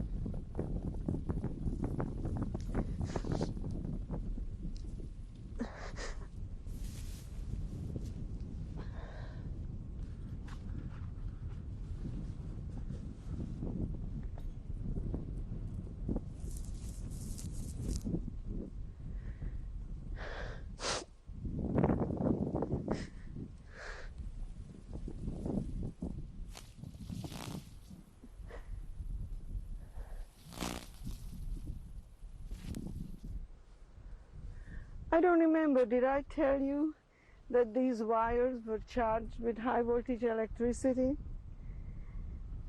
You couldn't come this close to it because it just immediately you were just drawn to the electricity, you were finished. People came to these wires when they could not bear anymore the suffering and the hunger and the starvation. Every morning you could see people hanging from these wires, committing suicide, ending their lives. I'm looking at these today, and it's hard to believe. It's hard to believe if these poles could tell the stories, the things that happened here. It couldn't be true. We keep saying to ourselves, it couldn't be true. Yet we all are marked. We all have the numbers on our arms, which tells us that yes, we were here. We were here. And now I can touch these wires and nothing happens. Well, I learned something here, but I wonder whether the world learned anything. The way you look around the world today, you wonder, what did we learn from the Holocaust? What did we learn from this place? Why don't people learn to live in peace with each other? Why don't they learn to respect one another?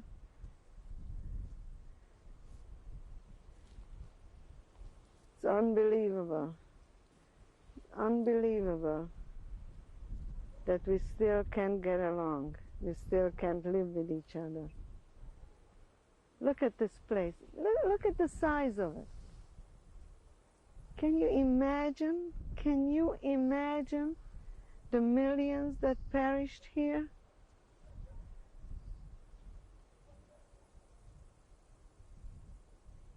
It's hard for me to remember. It's hard for me to comprehend what I experienced here. I only hope that will never happen to any people anywhere in the world. That's all I hope for, and that's all I pray for.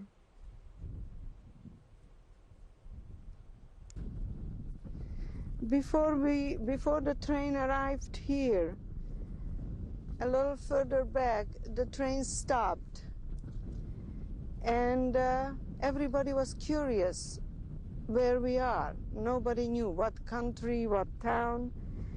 So one of the boys picked me up on his shoulders and asked me to look out and tell them if I can see anything. And I remember I saw that we are on a railroad station. There was a train standing there, another train full of people like us.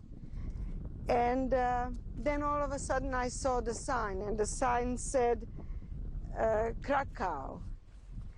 And without me even thinking, before it even hit my brain what that meant, I yelled back to the cattle car, "We are in Krakow." And I remember that out of that silence, all of a sudden, like a beehive, everybody started to talk. Everybody panicked. We all of a sudden realized that we are somewhere in Poland. And we knew that Poland is the bad place to be in, because we already heard rumors that in Poland the Nazis were killing the Jews. I remember the train starting to move again, and the silence returned. And then the silence was again broken with this screeching whistle of the train. And from Krakow all the way here, the whistle never stopped. Of course, later we found out that that was the signal for the Nazis to prepare the selection place, because a transport is coming. These transports were coming in all the time. And that whistle of the train is still in my ears. That's why when I look around again and I see how quiet this place is and how serene it looks, it certainly didn't look like this then. I think this is crematoria number 5. I think that my mother was killed here, and most probably my little sister also. It is pretty hard to visualize what this place looked like before. Somewhere under here there was a gas chamber, and maybe it's here where the elevator brought up the bodies, and then they were disposed of in the ovens. I don't know what I can say about it. I don't know how I can even speak about it. It is so frightening. It's just something beyond the human understanding. People come here, I see, and they light candles. I've seen a few candles around here. And somebody left a wreath with Jewish colored ribbons. Probably someone whose parents also perished here. How can anybody believe this, that this happened? But we must show it, and we must remember it, and we must show it to the world.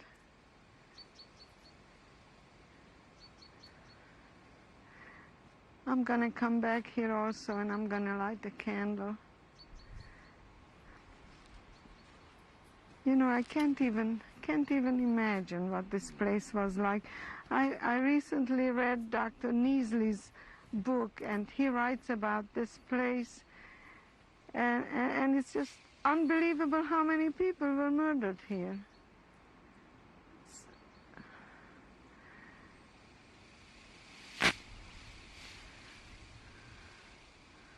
Look at this. Probably here it was. Of course, the Nazis blew it up before they left, because they didn't want the world to know what this place was all about.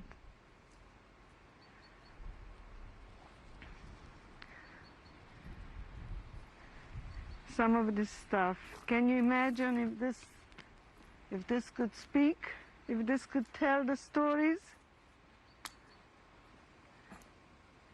if the souls could speak here?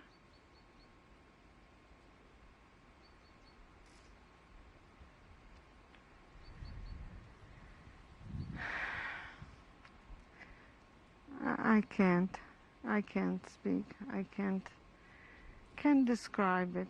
I can't describe what I feel either. I don't know whether I don't feel fear more than anything else. Fear for future generations.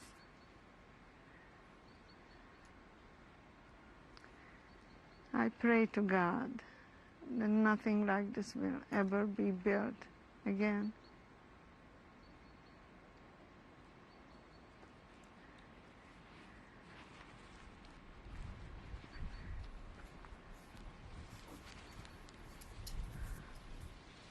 Look at the size of this.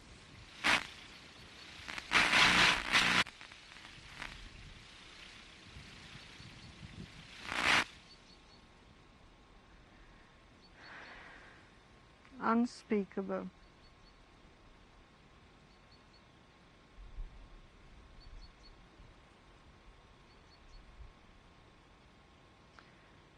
Here I can do only one thing, pray for my mother's soul, for my sister's soul, and hope that they are resting in peace.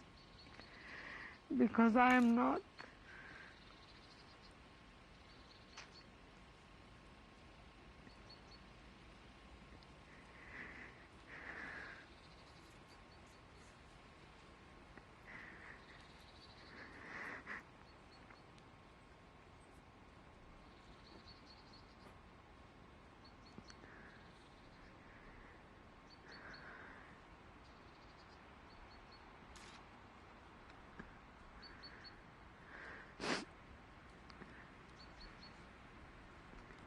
If you follow me, we're going to go to the pits now. I will show you something else that you won't believe.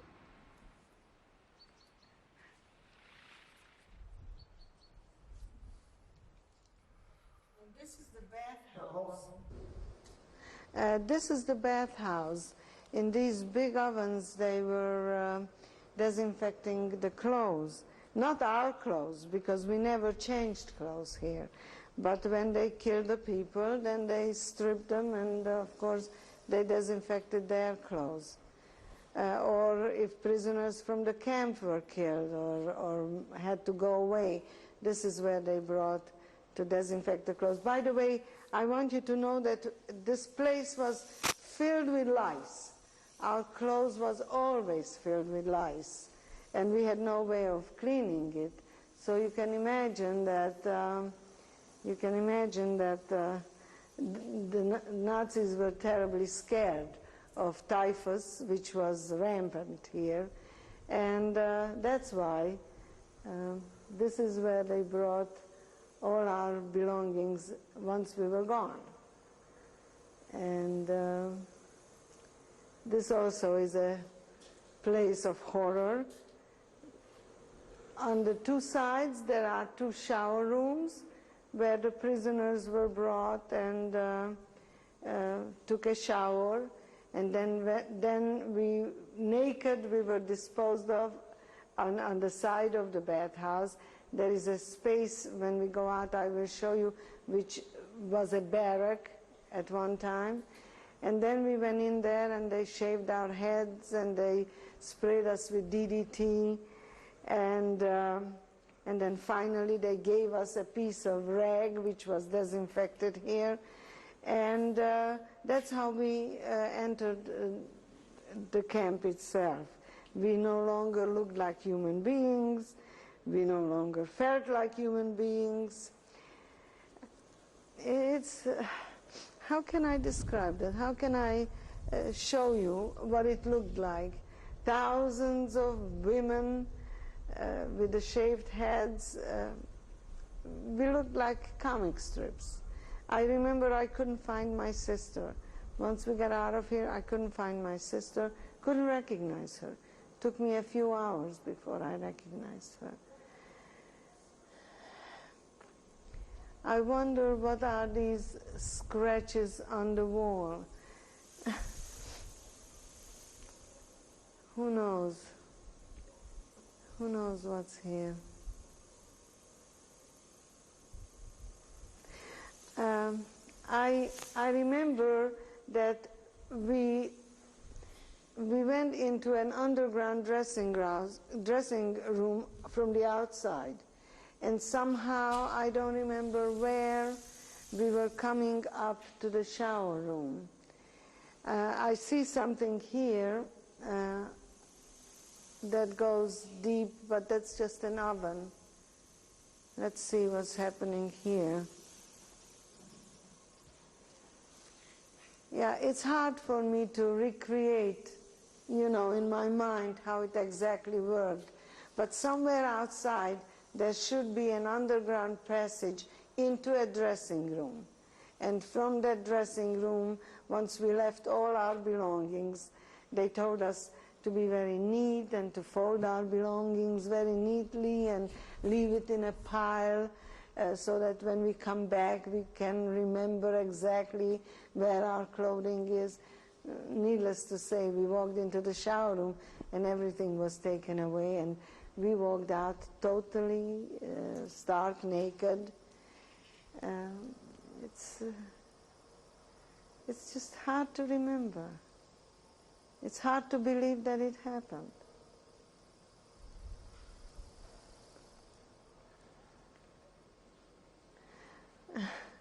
Also somewhere here,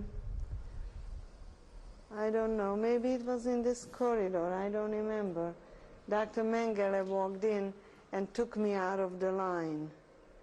And he was with another man, another doctor, and they took me under a light somewhere in one of those rooms, I don't remember which one, and questioned me and asked me why I'm here. Well, first of all, I didn't know who Mengele was. Second of all, I had no idea where I am and why I'm here. So I said, I'm a Jew, that's why I'm here. And, you know, it's very hard for me to recreate exactly what this place was. This must have been the oven where they were heating those barrels, where the steam was coming from. I don't know. But every nook, every nook here, every corner is so scary. There is death around here everywhere. That's all you feel. You just feel death present. And you keep asking yourself, how many died here? How many prisoners worked at this oven? And how many of them were destroyed afterwards? I just can't describe how I feel. I can't describe how I'm trying to understand, make some sense of this. But it just doesn't make any sense. No matter how hard you try, it just doesn't make any sense. These are these barrels where the clothing was disinfected.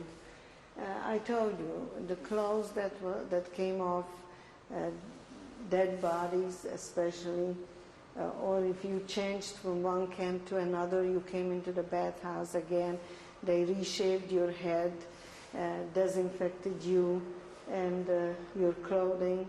I remember just before we left Auschwitz, we stood out there naked, waiting for our clothes to be finished so we can get on our death march.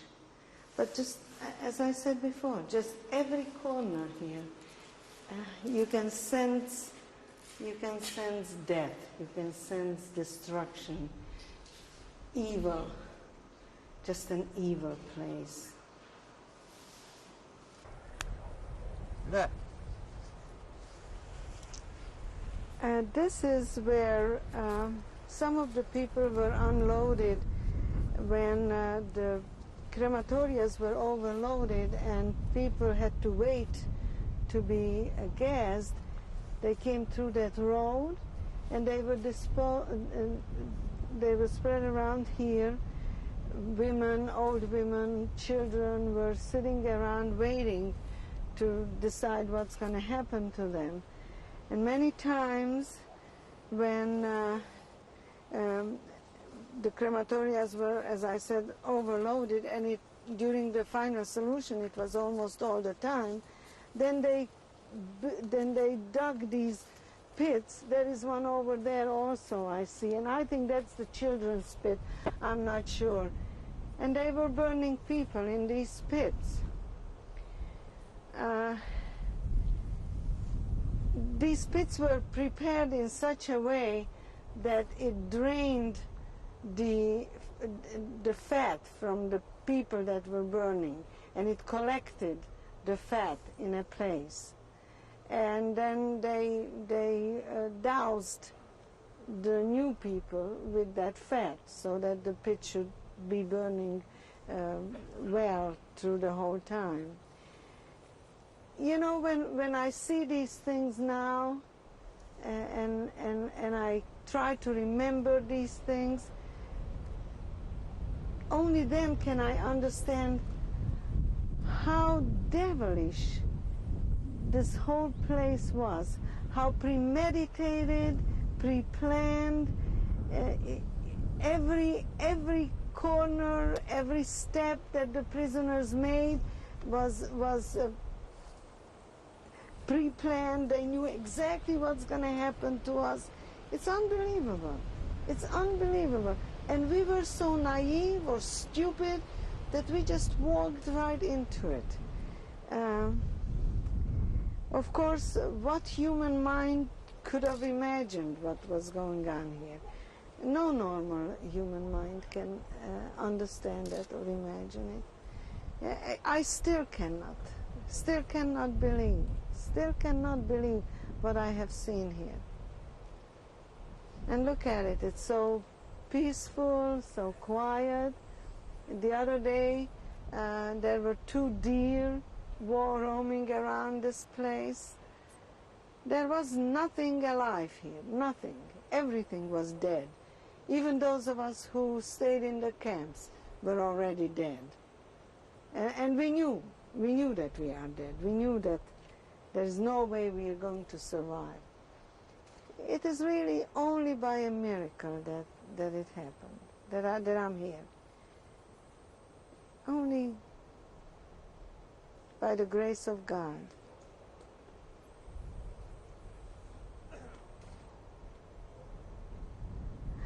You know, it's so funny. I've been talking to children in schools about my experiences for 20 years. Now that I'm standing here, the words just don't come, because there are no words for this.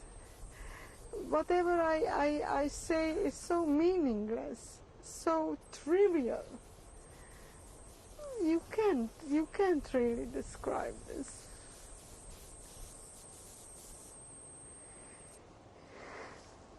Forgive me, there's just nothing I can say about this place. I understand that some Russian soldiers, prisoners of war, are buried here, Jews and non-Jews, and that's what represents the crosses and the stars of David.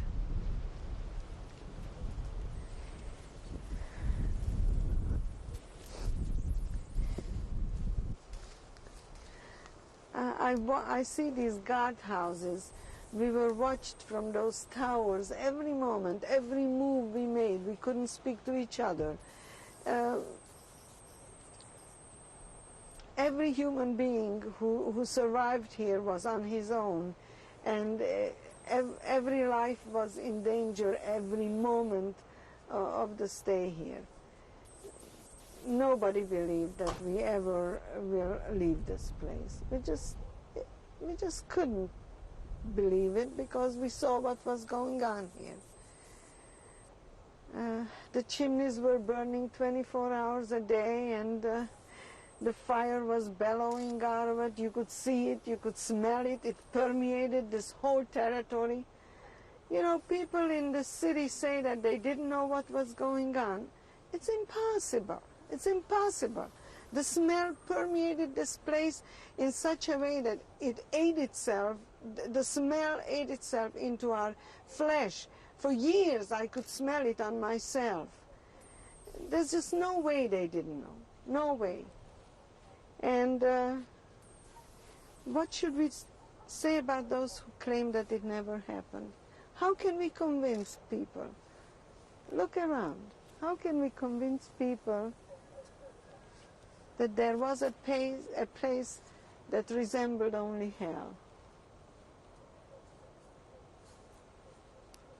Well, I hope that the world will see it while it is still here, because we are not going to be here much longer. And once we, the survivors, are gone, I'm afraid the world will completely forget.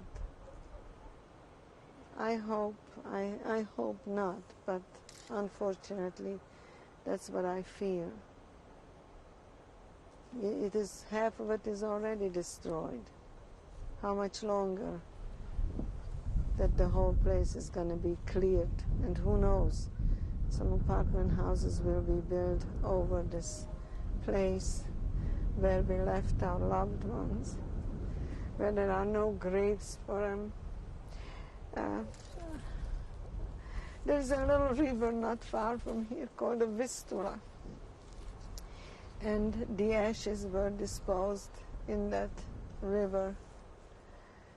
And I understand that even today, at summertime, when the river is flowing, you can see bones and teeth on the surface.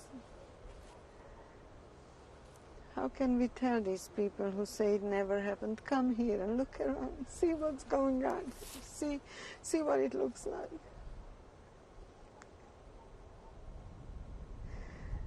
You see, when you look around, you see nothing here, but when I look around, I see the thousands of frightened human beings sitting, waiting.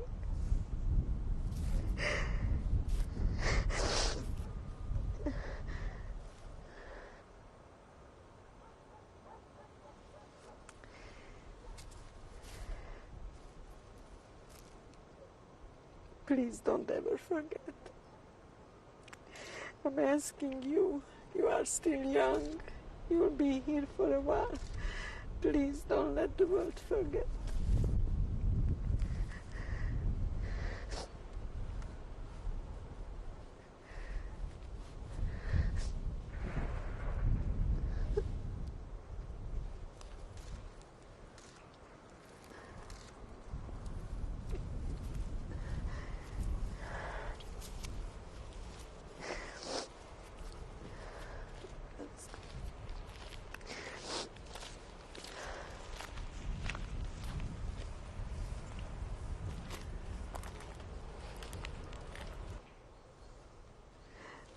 That's the plaque in memory of Edith Stein. She was a nun who was brought here because she was Jewish. She had a Jewish grandparent, or maybe even a parent, I'm not sure. But some part of her was Jewish. So she was brought to Auschwitz as a Jew and killed here. And that's the plaque that probably the Carmelite nuns put up for her. I think that she became a saint. I'm not sure. There was I remember a controversy about whether she should or should not be made into a saint, but I don't know what eventually happened, but that's her name, Edith Stein.